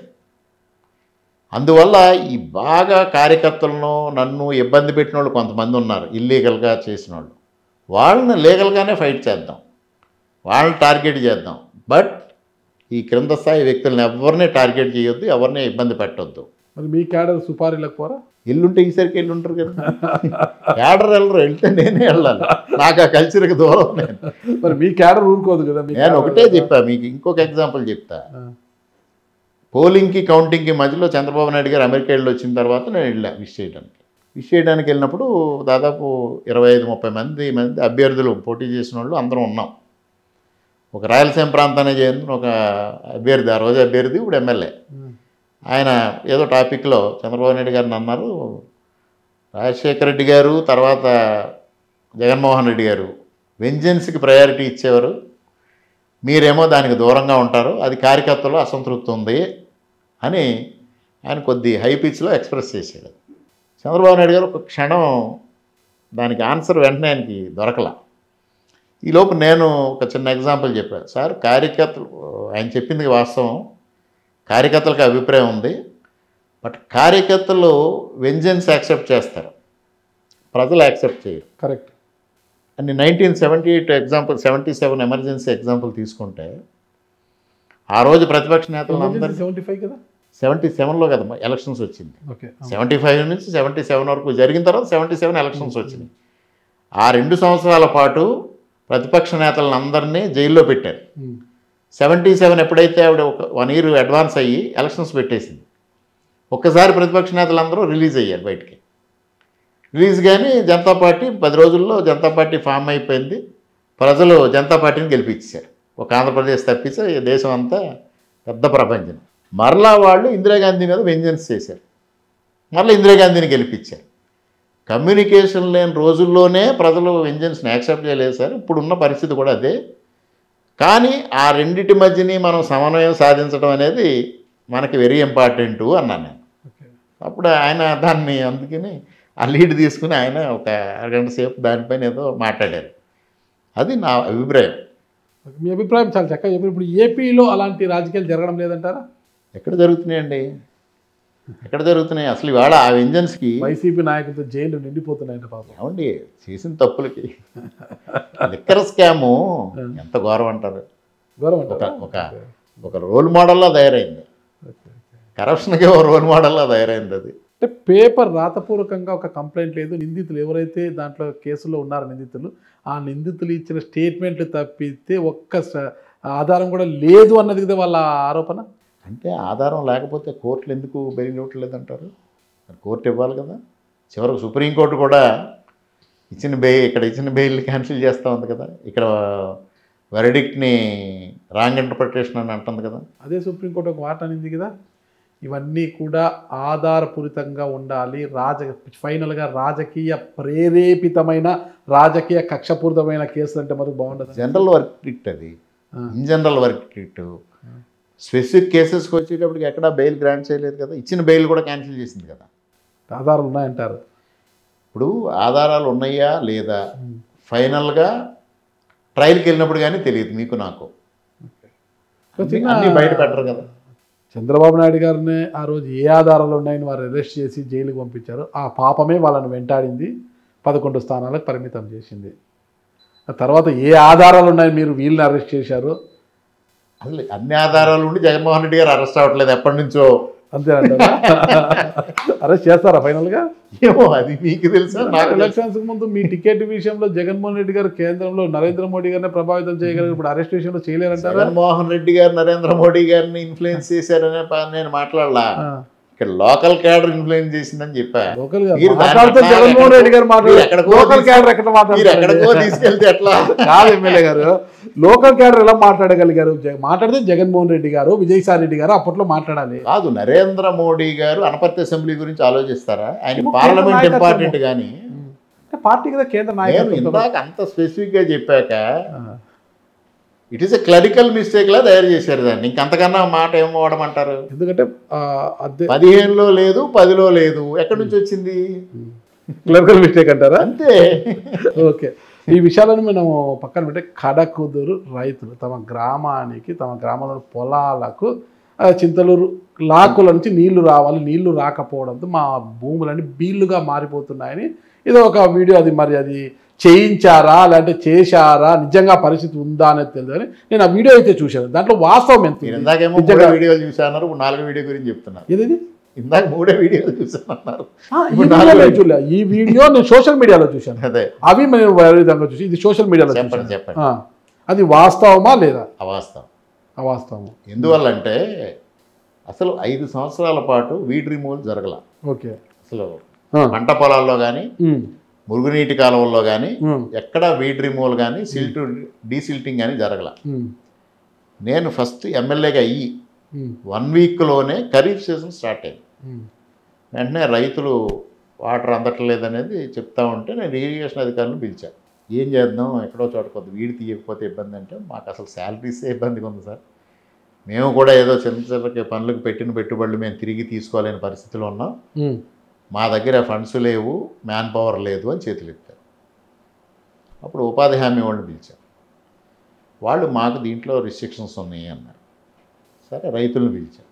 మీరు కొంత సపోర్ట్ చేయండి, రైతులందరూ సపోర్ట్ చేయండి, ఉపాధి కూలీలు కొంత సపోర్ట్ చేస్తాం, వీడ్ రిమూవ్ చేయండి అని నేను ఒకే దఫా అప్ స్ట్రీమ్ సైడ్ నుంచి మాది డౌన్ స్ట్రీమ్ సైడ్ వరకు మా కాన్స్టిట్యున్సీ లిమిట్ ఎంత ఉందో ఒకే దఫా 2000 మంది కూలీలు పనిచేసే విధంగా ప్లాన్ చేసి 4 రోజుల పాటు చేయించాం.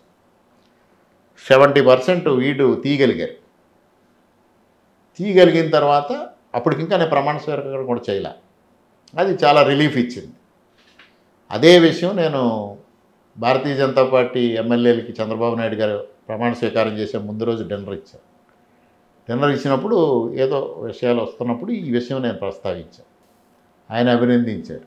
ఇది చాలా మంచి అటెంప్ట్ చేసావు అని, నువ్వు ఎక్కడున్నా పనిచేస్తావు కానీ అని. వెంటనే ఆయన మరుసటి రోజు గోదావరి డెల్టాకి 20 crores వీడ్ రిమూవల్కి రిలీజ్ చేయించారు.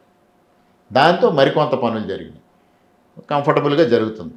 సెకండ్ రబీకి వచ్చేటప్పటికి మళ్ళీ కొన్ని చిన్న బ్రాంచ్ కెనాల్స్లో వీడు ఉంది, అక్కడ వీడు ఆ కెనాల్లో ఉంది. ఆ ముందు రోజు సుపరిపాలన తొలడుగు జరుగుతుంది. సుపరిపాలన తొలడుగు జరుగుతుంటే అక్కడ రైతులు చెప్పారు ఈ విషయం. అప్పటికే అక్కడ డిస్ట్రిబ్యూటరీ కమిటీ చైర్మన్ ఎవరు ఉన్నారో ఐడెంటిఫై చేశాడు.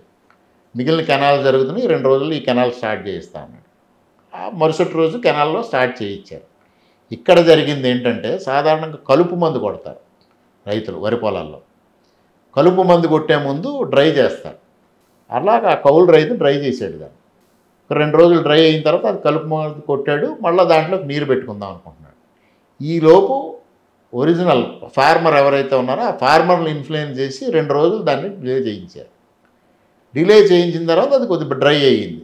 అప్పుడు ఒక స్కిట్ తయారు చేశారు, దానిపైన స్కూటీ వేసి. స్కూటీ తీసేసిన తర్వాత అతను మామూలుగా నీళ్లు పెట్టేసుకున్నాడు. మరుసటి రోజుకి అది సాధారణంగా అంత ఎండిపోయిన పరిస్థితి వస్తే మోన్ అంటాం చివరి రూట్ని, మోన్ ఎండిపోతుంది. ఎండిపోతే అది మళ్ళీ గ్రో అవ్వదు ఎంత నీరు పెట్టినా. మరుసటి రోజుకి ఈ మామూలు ఉన్నాయి. నాకు వెంటనే ఈ స్కూటీ ఇష్యూ చూసిన తర్వాత నేను మరుసటి రోజు విజిట్ చేశాను. విజిట్ చేస్తే చక్కగా ఉన్నాయి. చక్కగా ఉన్న తర్వాత ఆ రైతుని పిలిచి ఏం జరిగింది అంటే, అప్పుడు ఆ రైతు ఈ వాస్తవం చెప్పాడు. సార్ నాకు తెలియదు, మా రైతు వచ్చి 2 రోజులు ఆపు 2 రోజులు ఆపంటే ఎందుకు అనుకున్నా, సడన్గా వీళ్ళు స్కూటీ తెచ్చి ఇక్కడ తిప్పారు అని. చుట్టూ ఉన్న అది ఒక్క ½ acre కూడా లేదా మడి, ఇంకా తక్కువ 0.4 cents ఎంత ఉంది. మిగిలిందంతా నీరుండి ఇది బ్రాంచ్ కెనాల్ నుంచి మొదట్లో ఉంటే ఈ దీంట్లోకి నీరు వెళ్లకుండా మిగిలిన వాటిలోకి వెళ్ళే ప్రశ్నే లేదు. అది ఓన్లీ ఆ స్కిట్ తయారు చేయడం కోసం దాన్ని అట్లా క్రియేట్ చేశారు. అంటే ఇంత విషపూరితం అయిపోతుంది కదా యనపర్తి నియోజకవర్గం అంతా కూడా. ఈ విషయాన్ని ఎలా పారదోలుతారు అసలు ఈ రాజకీయాల నుంచి? మనుషుల్లో పోవాలి ఆ విషయం. మనుషులు పోవాలా, మనుషుల్లో పోవాలా? మనుషుల్లో పోవాలన్న, మనుషులు పోవాలన్నపాటు మీరు మనుషులు ఇచ్చారు, మనుషుల్లో పోవాలని నేను ఆలోచిస్తాను. ఓకే, రెండు తేడా ఉంది. మనుషులే పోవాలని వాళ్ళు ఆలోచించి మనుషుల్లో ఉన్న విషయం పోవాలని మీరు సుపారీలు ఇచ్చారు, నేను మనుషుల్లో విషయం పోవాలని నేను ఆలోచిస్తున్నాను. మరి ఏది నెగ్గుతుందో చూద్దాం, భవిష్యత్తు తెలుస్తుంది. మీరు ఇందాక చెప్పారు కదా, నిజం ఎప్పటికైనా అంతే, నిజం ఎప్పుడైనా. ప్రకృతి ఎప్పుడు ఎలా చేయదు సార్. ప్రకృతి ధర్మానికి విరుద్ధంగా ఎవరు వెళ్ళినా ప్రకృతి యాక్సెప్ట్ చేయదు, ప్రకృతి కరెక్ట్ చేస్తుంది. ఇక్కడ నాకు ఒక తెలియని ఏదంటే, ఏదైనా కష్టం వచ్చిందంటే సిట్టింగ్ ఎమ్మెల్యేపై ఎవరికైనా భరోసాని ఇస్తాడు. కానీ ఇక్కడ అనపర్తి నియోజకవర్గం కుతకలూరు గ్రామం ఎస్సీపేటలో 50 సంవత్సరాలుగా కాపురం ఉంటున్న ఒక 10 మంది దళితుల ఇల్లులు కూల్చేశారు.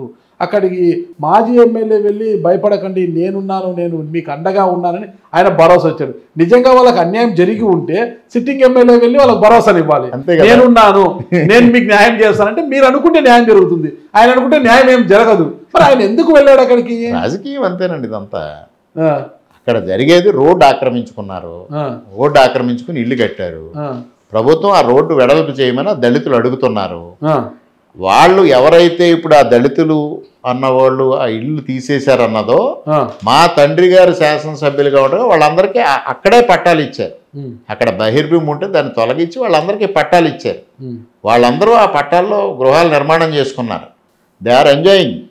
ఇక్కడ అడిషనల్గా పశువుల పాకల కింద ఇంకో దాని కింద పెట్టుకున్నారు. ఇవాళ అక్కడ హై స్కూల్ కాంపౌండ్ వాళ్ళు, ప్రైమరీ స్కూల్ కాంపౌండ్ వాళ్ళు ఉంది, దానికి చేర్చుకుని రోడ్డు వైడెన్ చేయాలని ప్రభుత్వం ఎప్పటి నుంచో ప్రయత్నం చేస్తుంది. ఆ ప్రయత్నంలో భాగంగా అక్కడ నివాసితులు మాకు ఇక్కడ రోడ్డు వైడెన్ చేయండి అని అడిగితే దాంట్లో భాగంగా అధికారులు తొలగించారు. దాన్ని రాజకీయం చేసి దళితులకు అన్యాయం జరిగితే వాళ్ళందరూ ఆల్రెడీ దే ఆర్ ఎంజాయింగ్. వాళ్ళందరికీ ఎప్పుడో మా తండ్రి గారు ఎమ్మెల్యేగా ఉండగా పట్టాలు ఇచ్చారు, వాళ్ళకి హౌసింగ్ స్కీమ్లు ఇచ్చారు, అది జరుగుతూ ఉంది. వాళ్ళందరూ ఆ కుటుంబ సభ్యులంతా దాంట్లో. నాకు ఆశ్చర్యం వేసింది అనమాట, అన్యాయం జరిగితే సిట్టింగ్ ఎమ్మెల్యే పోయి హామీ ఇవ్వాలి, మాజీ ఎమ్మెల్యే హామీ ఇస్తే అవుతుంది, జోగి బూడిదే కదా రాలేదు అని నాకు కొంత ఆశ్చర్యం అనిపించింది. అది ఇప్పుడు నిజంగా వాళ్ళకి అన్యాయం జరిగింది అనుకోండి, వాళ్ళు వెళ్ళిపోయి నన్ను ఆశ్రయించలేదు, కలెక్టర్నో లేకపోతే ఇంకొకరినో కూడా ఆశ్రయించవచ్చు కదా. మాకు అన్యాయం జరిగింది, మాకు పునరావాసం ఇవ్వండి, లేకపోతే ఇది కల్పించండి. ఎక్కడా లేదు కదా, కంప్లైంట్ ఎక్కడా ఇవ్వలేదు వాళ్ళు. ఈయన అక్కడికి వెళ్ళారు, ఆయన 2 వీడియోలు మాట్లాడారు, వచ్చేసారు. అంటే ప్రతిరోజు ఒక విషపూరితమైన ప్రచారాలు, వీడియోలు, ఆరోపణలు, విమర్శలు వస్తూనే ఉన్నాయి. వీటిని పారద్రోలడానికి, వీటిని తిప్పి కొట్టడానికే టైం సరిపోతుంది. ఇక అభివృద్ధి అనేది ఎప్పుడు ఉంటుంది అసలు? నేను అందుకే అసలు ఆ వీడియోలను పట్టించుకోవటం లేదు. నేను ఆ వీడియోల గురించి కానీ, ఆయన మాట్లాడే మాటల గురించి కానీ ఐ డోంట్ కేర్. నా కార్యక్రమం అభివృద్ధి, సంక్షేమం. నేను ఇవాళ మీరు వచ్చారు చూశారు, నేను ఉదయం అదే సమయానికి రోజు తయారవుతా, 8 గంటలకు తయారై బయటకు వస్తా, లేదా 9 గంటలకు తయారై బయటకు వస్తా. విజిటర్స్ 1 గంట, గంటన్నర విజిటర్స్ ఉంటే విజిటర్స్ని కంప్లీట్ చేసుకుని నేను గ్రామాల్లోకి బయలుదేరుతా. కనీసం రోజుకి 2 మండలాలు మినిమం తిరుగుతా, ఎక్కడో చోట 4-5 గ్రామాల్లో తిరుగుతా, పబ్లిక్తోనే ఉంటా. మధ్యాహ్నం నేను ఎక్కడా బయట భోంచేయను. నేను లంచ్కి ఏ టైం అయినా ఇంటికి వచ్చి లంచ్ చేస్తా, లేకపోతే అట్లా ఉంటా తప్పించి మళ్ళీ రాత్రికి వచ్చి ఇంటి దగ్గర భోంచేస్తా. రాత్రి ఈ టైంకి వస్తాం. ఇంకా మీరు వచ్చారని వాళ్ళ కొద్దిగా ఎర్లీగా నేను క్లోజ్ చేసుకొచ్చా. రాత్రి 11-11:30కి నా షెడ్యూల్ క్లోజ్ అవుతుంది. అప్పుడు నాకు వాట్సాప్లో కానీ ఏ విధంగా ఏమి ఇష్యూస్ ఎవరైనా అడ్రస్ చేసినవి ఉంటే వాటికి రిప్లై ఇస్తా. అప్పుడు నేను పడుకుంటా. ఇప్పుడు ఈ సంవత్సర కాలంలో రైల్వేస్తో కలిపి 452 కోట్లు ఇవాళ డెవలప్మెంట్ చేశాను. 315 కోట్లు సెంట్రల్లో. నేను భారతీయ జనతా పార్టీ ఎమ్మెల్యేను కదా, నేను ఎంపీ గారు వెళ్ళి రైల్వే మినిస్టర్ కొన్ని ఇష్యూస్ అడ్రస్ చేసాం. అవి చాలా వేగంగా శాంక్షన్స్ వచ్చాయి. రైల్వే వర్క్లు ఏం చేస్తున్నది ఇక్కడ? రైల్వే ట్రాక్, 3 ఫ్లైఓవర్లు, 2 రైల్వే స్టేషన్లు అభివృద్ధి, మేజర్ అండి. అవి చాలా రిలీఫ్ పబ్లిక్. ఇప్పుడు మొత్తం తీసుకుంటే మీ నియోజకవర్గం 4 మండలాలు, అనపర్తి, పెదపూడి, బెక్కవోలు, రంగంపేట. 4 మండలాల్లో ఏ మండలంలో ఎలాంటి డెవలప్మెంట్ చేపట్టబోతున్నారు? ఆల్రెడీ ఏడాది పూర్తయింది. అసలు ఏడాదిలోపు జరిగిన అభివృద్ధి అదే ఇప్పుడు నేను చెప్తా ఉన్నాను. 452 కోట్లు ఓన్లీ సీసీ రోడ్స్, గ్రామాల్లో సీసీ రోడ్స్ కోసం 50 కోట్లు ఖర్చు పెట్టాం. జల్ జీవన్ మిషన్ దాదాపు 57 కోట్లు ఖర్చు పెడతా ఉన్నాం. అది కాకుండా దేవాలయాలకి 10 దేవాలయాలకు సంబంధించి 7 దేవాలయాలకు సంబంధించి 10 కోట్లు శాంక్షన్ చేసుకున్నాం. R&B roads, Panchayati Raj link roads, ఈ వాటర్ యూజర్స్కి సంబంధించి వాటర్ ఏదైతే కెనాల్స్, డ్రైనేజ్ సిస్టమ్స్ దీనికోసం అవి ఖర్చు పెట్టాం. నేను చాలా ట్రాన్స్పరెంట్గా 1 ఇయర్ కంప్లీట్ కాగానే కాన్స్టిట్యున్సీ డెవలప్మెంట్ ఏమేం చేసాం, కాన్స్టిట్యున్సీ వెల్ఫేర్ ఏమేం చేసాం ఒక పాంప్లెట్ వేసాం. ప్రతి విలేజ్కి ఈ విలేజ్లో ఏం చేసాం, వెల్ఫేర్ ఏం చేసాం, డెవలప్మెంట్ ఏం చేసాం, ప్రతి గ్రామంలో డిస్ట్రిబ్యూట్ చేయించాం. ఎవరైనా దీంట్లో అవాస్తవాలు ఉంటే చెప్పండి అని. దాని మీద ఎవ్వరూ మాట్లాడట్లా. దాని మీద ఇంతవరకు ఆయన ఒక్క మాట మాట్లాడలా. మీ అవినీతి ఆరోపణలు నిరూపిస్తే రాజీనామా చేస్తానన్న దానికి రెస్పాన్స్ లేదు. ఇంకా దేని మీద మీరు అదే మీరు మాట్లాడుతున్నారు. మీకు కూడా చెప్పా ఆయన ఒక్క ఆరోపణ రుజువు చేస్తే నేను ఇమీడియట్గా రాజీనామా చేస్తా, లేకపోతే ఆయన రాజకీయాలు చూసిన మేరకు విన్న మేరకు మిమ్మల్ని అడిగా. నేను ఆరోపించడం లేదు, నేను ఏదైతే చూశానో నేనైతే విన్నానో అది మిమ్మల్ని అడుగుతున్నాను. ఇవాళకి మీ దగ్గర స్టాండ్ అయి ఉన్నాను దానికి. ఓకే, ఆయన ఒక్క ఆరోపణ నిరూపిస్తే ఓకే నేను రాజీనామా చేస్తాను ఇమీడియట్గా. సత్య సూర్యనారాయణ రెడ్డి గారు సోలో వీడియోస్ చేసుకుంటున్నారు, ఇంత గట్టిగా ఘాటుగా చెప్తున్నారు. ఆయన ఒక్క వీడియో ఒక్క ఆధారం చూపిస్తే రాజీనామా చేస్తారంట. రాజీనామా చేస్తే మళ్ళీ మీరు ఎమ్మెల్యే అవకాశం ఉంటుంది. మరి ఆలోచించండి, ఒక ఆధారం తీసుకురండి ఆయన రాజీనామా. ఇంకొకటి చెప్తా ఉన్నాను, ఈయన భారతీయ జనతా పార్టీ ఎమ్మెల్యే, స్వపరిపాలన తొడుగులు ఎందుకు పాల్గొన్నారు అని ప్రశ్నిస్తాడు. మరలా 4 రోజుల తర్వాత ఎమ్మెల్యేలందరిలోనే అతి తక్కువ గృహాలు సందర్శించిన ఎమ్మెల్యే ఈయన అంటాడు. రెండింటికి వైరుధ్యం ఉందా లేదా? దానికి ఇది కాంట్రాడిక్టరీ స్టేట్మెంట్. రెండు ఆయన పాల్గొన్నాడు, ఎమ్మెల్యే అందులో తక్కువ పాల్గొన్నది అన్నాడు. నేను మొదటి రోజే సుపరిపాలన తొలడు స్టార్ట్ అయిన రోజు అక్కడ ఓపెన్గా ఇనాగరేషన్ సెషన్ జరుగుతున్నప్పుడు పబ్లిక్గా అడ్రస్ చేశా. అంటే కూటమి పాలన చేసిన డెవలప్మెంట్ మీద కదా, తెలుగుదేశం పార్టీ కాదు కదా. చెప్పిదేనండి, నేను తెలుగుదేశం పార్టీ సుపరిపాలన తొలడుకి అంది, భారతీయ జనతా పార్టీ 11 సంవత్సరాల నరేంద్ర మోడీ గారి పరిపాలన అమృతకాలం ఉంది, దానికి ఒక పాంప్లెట్ రిలీజ్ చేసింది. తెలుగుదేశం పార్టీ రాష్ట్రంలో జరిగిన దానిపైన ఒక పాంప్లెట్ రిలీజ్ చేసింది. నేను నియోజకవర్గంలో జరిగిన దానిపైన ఒక పాంప్లెట్ రిలీజ్ చేస్తున్నాను. గ్రామాల్లో జరిగిన దాని మీద ఒక పాంప్లెట్ రిలీజ్ చేస్తున్నాను. ఇందులో నా ఎజెండా కొంత కలిపాను నేను. ఈ 4 పాంప్లెట్లు గ్రామాల్లో పంపిణీ చేస్తున్నాను. నేను కూడా బయలుదేరాను. తెలుగుదేశం పార్టీ, జనసేన, భారతీయ జనతా పార్టీ 3 పార్టీలు ఉండి నేనుండి ఈ డిస్ట్రిబ్యూట్ చేస్తున్నాం. ఇందులో ఎవరైనా ఇది అవాస్తవం, ఇది జరగలేదు అనేది వాళ్ళు ఉంటే చెప్పండి అన్నాను. ఇంతవరకు ఆయన దానిపైన ఏ అభ్యంతరం చెప్పలా. ఓకే, మీరు ఇంతగా చెప్తున్నారు, డెవలప్మెంట్ గురించి చెప్తున్నారు, అంతా బాగుంది కదా. ప్రభుత్వం ఇచ్చారంటే కూటమి ప్రభుత్వం హామీలు 6 గ్యారెంటీలు ఉన్నాయి కదా. ఈ రోజుతో శ్రీశక్తి ఉచిత బస్సు వచ్చింది, ఆల్రెడీ తల్లికి వందనము ఇచ్చేసారు, పెన్షన్స్ అవుతాయి. పెన్షన్స్ అది దీంట్లో హామీలలో లేవులేండి. పెన్షన్స్ అనేది పెంపు చేశారు, అది ఇస్తుంది. మిగతా చాలా ఉన్నాయి. అన్నదాత సుఖీబాబు, అన్నదాత సుఖీబాబు కూడా మొన్న జరిగింది కదండి. ఓకే, జరిగిందా? 2000 government of India PM Kisan వేశారు, 5000 స్టేట్ గవర్నమెంట్, మొదట విడత 7,000. ఓకే, గవర్నమెంట్ సెంట్రల్ గవర్నమెంట్ విడుదల చేసిన వెంటనే మేము కలిపి వేస్తామన్నారు. 3 విడతలు అన్నాం. మొదటి విడత అది 2,000, ఇది 5,000, 7,000 మన అందరి అకౌంట్స్లోకి వచ్చినాయి. ఓకే, ఇక ఆసరా కింద వచ్చేసి మహిళలకు నెలకు 1500 ఇస్తామన్నారు. అదొకటి, నిరుద్యోగ భృతి ఒకటి ఇంకా స్టార్ట్ చేయాలి. ఓకే, మొన్న మీ పార్టీలోనే ఒక మంత్రి అనుకుంటా ఆరోపించారు, 1500 అనేది మహిళలందరికీ ఇచ్చుకుంటూ పోతే రాష్ట్రం దివాలా తీస్తుంది. అంటే అచ్చెన్నాయుడు గారు లేండి, దీని గురించి వద్దు, డైరెక్ట్గా అచ్చెన్నాయుడు గారు పార్టీ ఎత్తిపోతుంది, ఇది ప్రభుత్వము ఇంకా అప్పుల పాలు కావాల్సిందే అది ఇది అనేసి చాలా ఘోరంగా మాట్లాడారు. ఆ రోజు హామీలు ఇచ్చారు. ఆ రోజు వాళ్ళు ఏమన్నారు, అధికారంలోకి వచ్చిన వెంటనే వారం రోజుల సిపిఎస్ రద్దు చేస్తాం అన్నారు. ఏమే సిపిఎస్ రద్దు చేసి ఓపీఎస్ తీసుకొస్తామన్నారు. అధికారంలోకి వచ్చిన తర్వాత అంతా తూచిది, మేము టెక్నికల్ ఇష్యూస్ తో చూసుకోలేదు, పొరపాటు అన్నాము అనేసి ఆ రోజు వారం పోయింది, డిఎస్సి పోయింది. అట్లానే పెన్షన్ 2,000 రూపాయల పెన్షన్ 3,000 చేసేస్తానన్నాడు. అధికారంలోకి వచ్చిన తర్వాత పెంచుకుంటూ పోతానన్నాడు, అది ఎత్తిపోయింది. 2024 వచ్చేటప్పటికి 3,000 అయ్యింది. అమ్మఒడి ఎంతమంది పిల్లలు ఉంటే అంతమందికి వేస్తా అన్నాడు. ఎలక్షన్ అయిన తర్వాత ఒక బిడ్డకే వేస్తా అన్నాడు. మొదటి సంవత్సరం 15,000 వేసాడు. మొదటి సంవత్సరం అంటే ఒక సంవత్సరం గడిచిన తర్వాత, రెండో సంవత్సరంలో తర్వాత సంవత్సరం 14,000కి వచ్చింది, 13,000కి వచ్చింది, డైల్యూట్ అయిపోయింది. ఇవాళ అలా తల్లికి వందనం అలాగే వేశారులేండి. 67 అలా కాదు కదా, 67 లక్షల మందికి 10,000 కోట్లు ఒకే రోజు డిపాజిట్ చేయడం జరిగింది. ఇప్పుడు వాళ్ళు ఎంత చేశారు?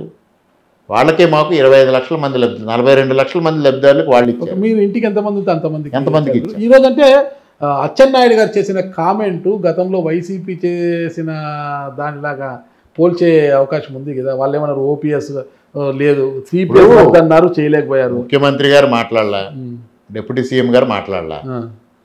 ఒక మంత్రి కొన్నిసార్లు చాలా సందర్భాలు మనం ఇవాళ ఏం చూసాం, కాంగ్రెస్ హయాం నుంచి స్వాతంత్రం వచ్చిన నాటి నుంచి ఎంతోమంది కొన్నిసార్లు పొరపాట్లు దొరుకుతూ ఉంటాయి.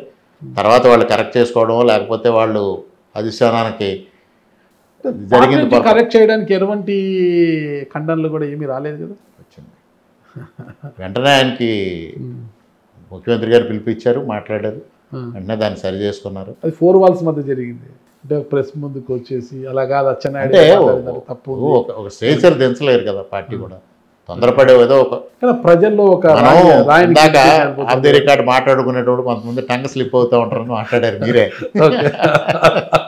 అంటే రాంగ్ రీడ్ వెళ్ళిపోతుంది కదా బయటికి ప్రజలకు. కొన్నిసార్లు కొన్ని సందర్భాల్లో కొన్ని అట్లాగా టంగ్ స్లిప్ అవ్వడం వల్ల కొన్ని పొరపాట్లు జరుగుతూ ఉంటాయి. ఓకే, మొత్తం మీద ఇంకా 3.5 సంవత్సరాల కాల పరిమితి ఉంది మీకు. ఈ 3.5 సంవత్సరాల కాలంలో భవిష్యత్తులో ఆ అవతల వైఎస్ కాంగ్రెస్ ఎంత గాలి వీచినా ఈ కటౌట్ మాత్రం ఇలాగే నిలబడి ఉంటుంది అని చెప్పడానికి చేసే అభివృద్ధి ఏమంటారు? సంవత్సరంలో 450 కోట్లు అంటే చిన్న అభివృద్ధి అంటారా? ఇంకొకటి పెద్ద మేజర్ ఇష్యూ ఏంటంటే ఇక్కడ canal road, Rajahmundry Kakinada canal road. అది చిరకాలంగా ఉన్న సమస్య.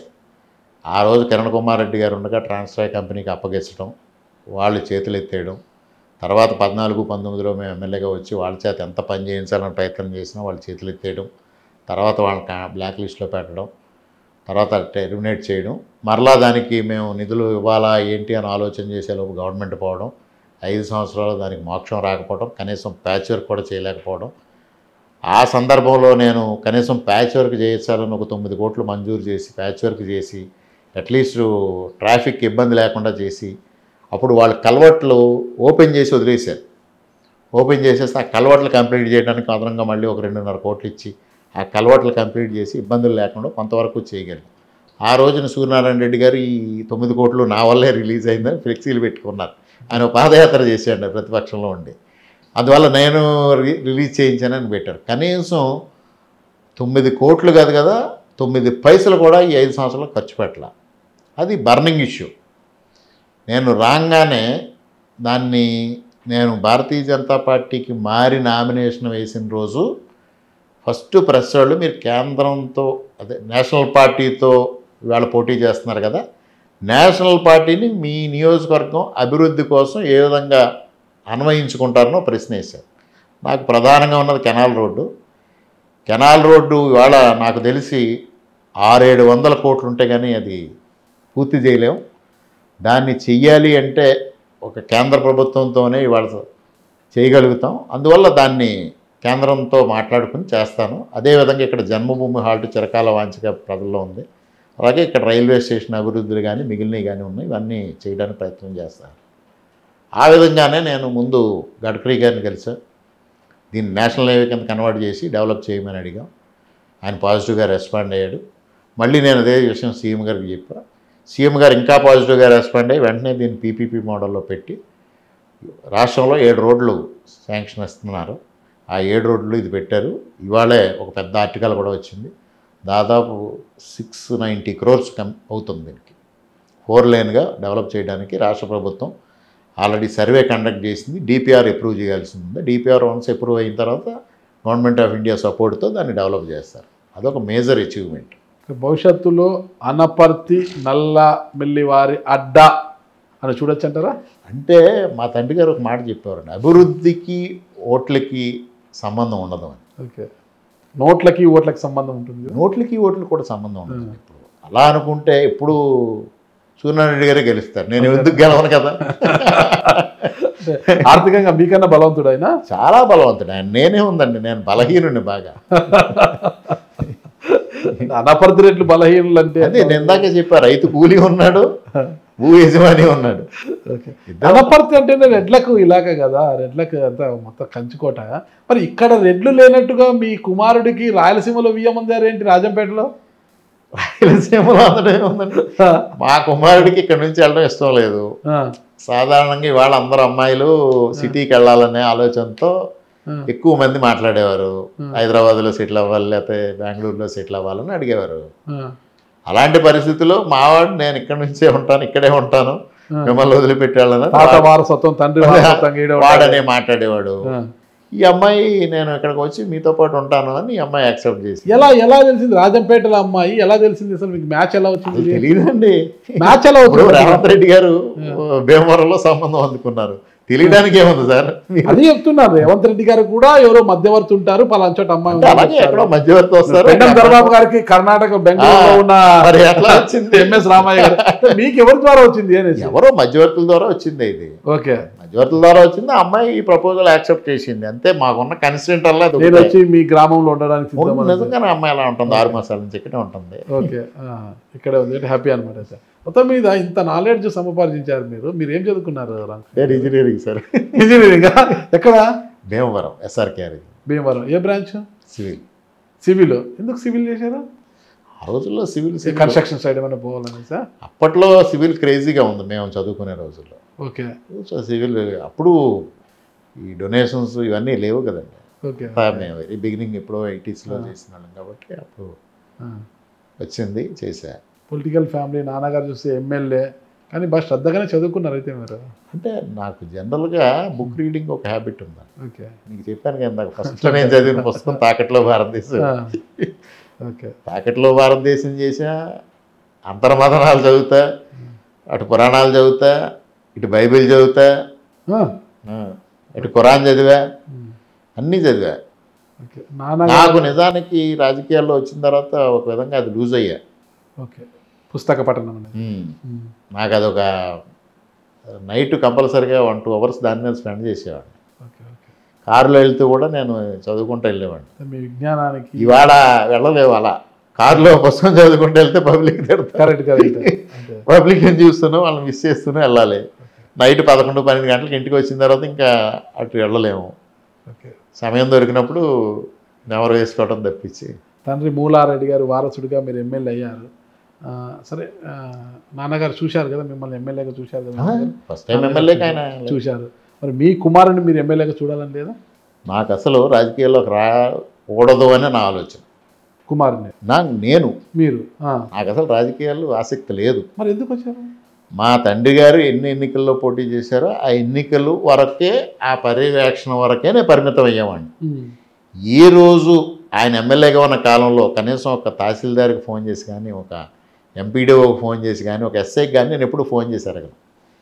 ఏదైనా ఎవరైనా నా సమస్య ఒకటి ఏదైనా నా దృష్టికి తెస్తే నేను ఆయన దృష్టిలో పెట్టడం తప్పించి నేను ఏ రోజు ఇన్వాల్వ్ కాల. 2009 ఎన్నికలు అయిన తర్వాత రాజశేఖర రెడ్డి గారు రెండోసారి రావడం, ఇక్కడ ఓటమి చెందడం, అప్పటికి నాన్నగారికి పెద్ద వయసు అవ్వడం, అనుకోకుండా అనపర్తి గ్రామ పంచాయతీ ఎన్నికలు రావడం, అక్కడ అభ్యర్థి దొరకడం 3 నెలలకే. రాజశేఖర రెడ్డి గారు మేలో రెండోసారి ముఖ్యమంత్రి అయ్యారు, ఆగస్టులో ఎన్నికలు వచ్చినాయి. సో అభ్యర్థి దొరకలే తెలుగుదేశం పార్టీకి. నాన్నగారు కూడా అసక్తత వ్యక్తం చేశారు. కానీ ఆయనలో ఒక విధమైన వేదన కనిపించింది నాకు. ఇంత లాంగ్ పొలిటికల్ కెరీర్లో నేను సర్పంచ్కి అభ్యర్థిని పెట్టలేకపోతున్నానని ఒక విధమైన మానసికంగా ఆయన వేదన చెందడం చూసి నేను కొద్దిగా వర్కౌట్ చేశాను. ఏదో విధంగా పోటీ పెడదాం, గెలవడం వాడిన తర్వాత వాళ్ళు నామినేషన్ వేస్తూ ఉన్నారు. ఆ రోజు యునానిమస్ అయిపోయిందని పెద్ద విజయోత్సాహంతో నామినేషన్ వేస్తూ ఉంటే ఈ 6 కిలోమీటర్ల దూరంలో మాకు ఆ బాణాసంచి అనిపిస్తుంది. ఆయన అదే రూమ్లో కూర్చొని కొద్దిగా ఆవేదనగా కనిపించారు. అప్పుడు నేను అనపర్తిలో కూర్చొని ఏదో వర్కౌట్ చేసి అభ్యర్థిని వార్డు మెంబర్స్ ప్యానల్ని రెడీ చేసి పెట్టాం. ఆ రోజు అవహేళన చేశారు, ఏంటి పోటీ చేద్దామనేనా అని, ఇంక్లూడింగ్ ప్రెస్ కూడా అడిగారు. ఒక సమయంలో మా నాన్నగారు కూడా డిస్కరేజ్ చేశారు, ఎందుకు వీళ్ళంతా నిలబడతారనుకుంటున్నావా ఏంటంటే, పోనీ వదిలేండి సార్, మా పిల్ల చేష్టల కింద పోతుంది, మీరు ఇంటర్ఫియర్ కావద్దు, వీళ్ళందరూ ప్యానల్ నిలబడితే అప్పుడు మీరు వచ్చి ప్రచారం చేయండి అన్నాం. అనుకోకుండా ప్యానల్ అంతా నిలబడింది, ఆయన వచ్చారు, ప్రచారం చేశారు, అన్ని విధాలుగా ప్రచారం నిర్వహించాం. ఆ అభ్యర్థి ప్యానల్లో గెలిచింది. 11 మంది మెజారిటీ సభ్యులు సర్పంచ్ గెలిచాం. వెంటనే చంద్రబాబు నాయుడు గారు చాలా అనపర్తిలో గెలవడం అంటే అని వెంటనే ఆయన అసెంబ్లీ జరుగుతుంది, ఫ్లోర్ ఆఫ్ ది హౌస్ నుంచి రెడ్ల ఆధిపత్యం ఉన్న ప్రాంతం రాజశేఖర రెడ్డిని పతనం మొదలైంది, అనపర్తిలో మేము గెలిచామని ఆయన డిక్లేర్ చేసేసి నన్ను పిలిచారు. పిలిచి ఆయన ఫస్ట్ ప్రశ్న మీరు అన్నదే, రెడ్ల ఆధిపత్యం ఉన్న చోట మనం అనపర్తి ఎట్లా గెలిచాము అని. నేను ఆయన స్టాటిస్టిక్స్ చూపించాను. రెడ్లు మెజారిటీ ఉన్న వార్డులన్నీ మనకి తీవ్రంగా నష్టం జరిగిందండి, 100 ఓట్లతో తేడా వచ్చింది. బలహీన వర్గాలు వీళ్ళు ఉన్న చోట మనం బాగా ఆధిక్యంతో గెలిచాం, ఆ విధంగా కాంపన్సేట్ అయ్యింది అని. అంటే ఆయన ఒకే ప్రశ్న వేశారు, రాజశేఖర రెడ్డి గారి మీద వ్యతిరేకత మొదలైందంటావా అన్నారు.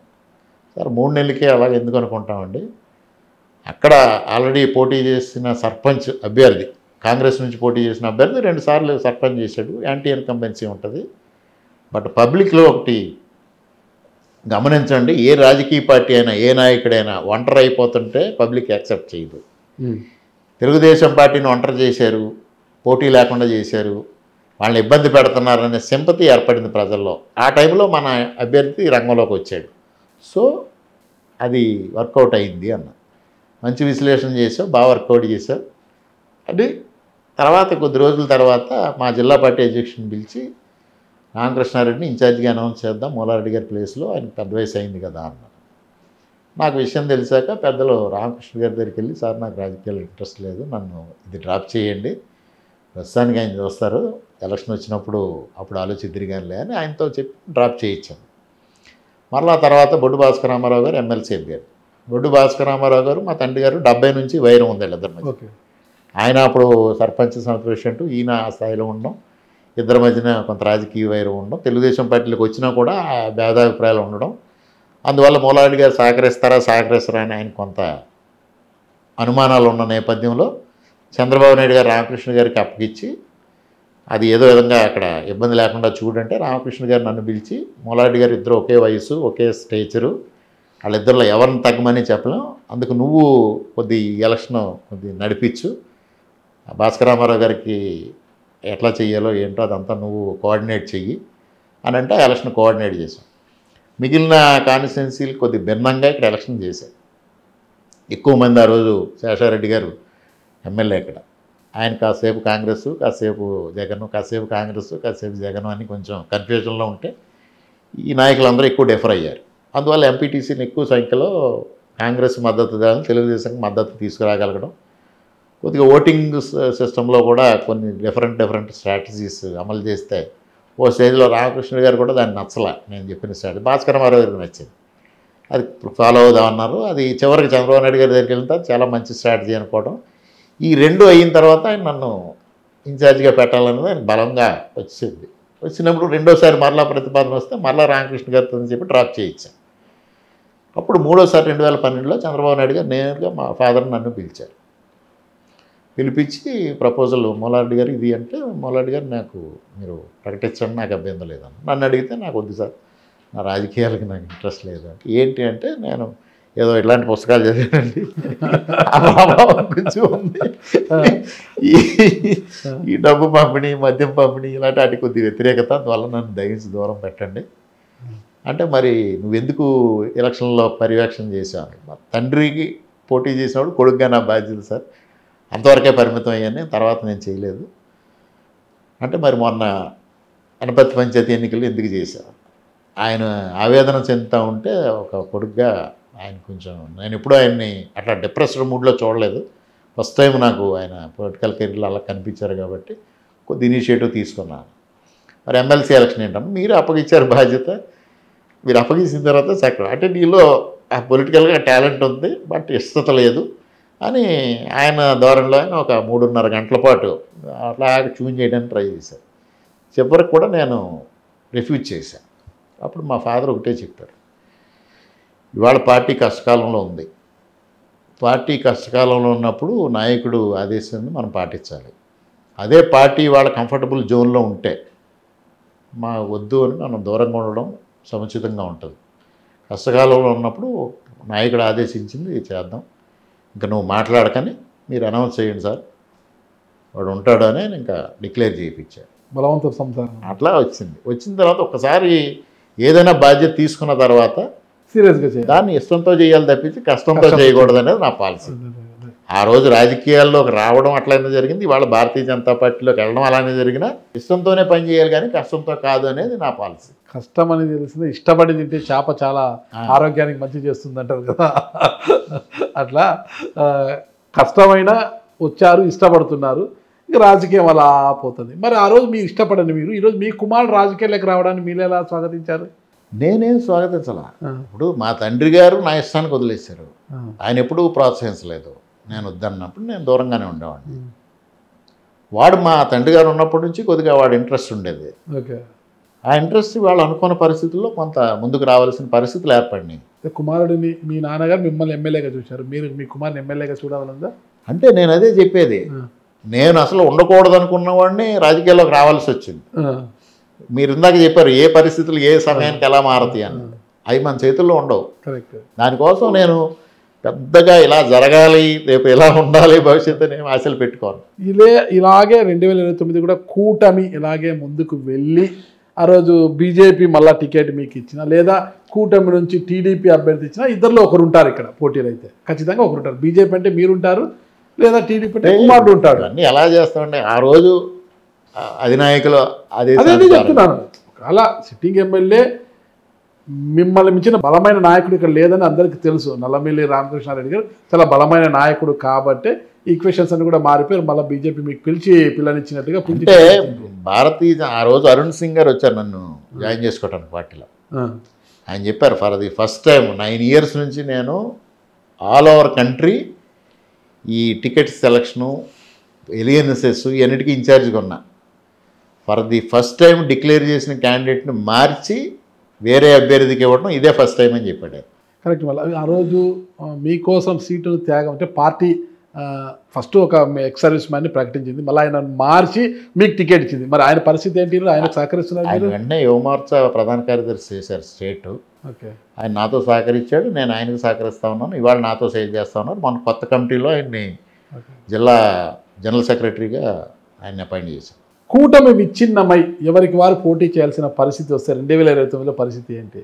మీరు ఇందాక చెప్పినట్టు ఇవన్నీ ఊహాజనితమైన ప్రశ్నలకు ఇవాళ సమాధానం చెప్పగలమా? కొడుకుపై తండ్రి పోటీ చేస్తాడా, తండ్రిపై కొడుకు పోటీ చేస్తాడా? భార్యాభర్తలు పోటీ చేసుకున్న సందర్భాలు కూడా ఉన్నాయి.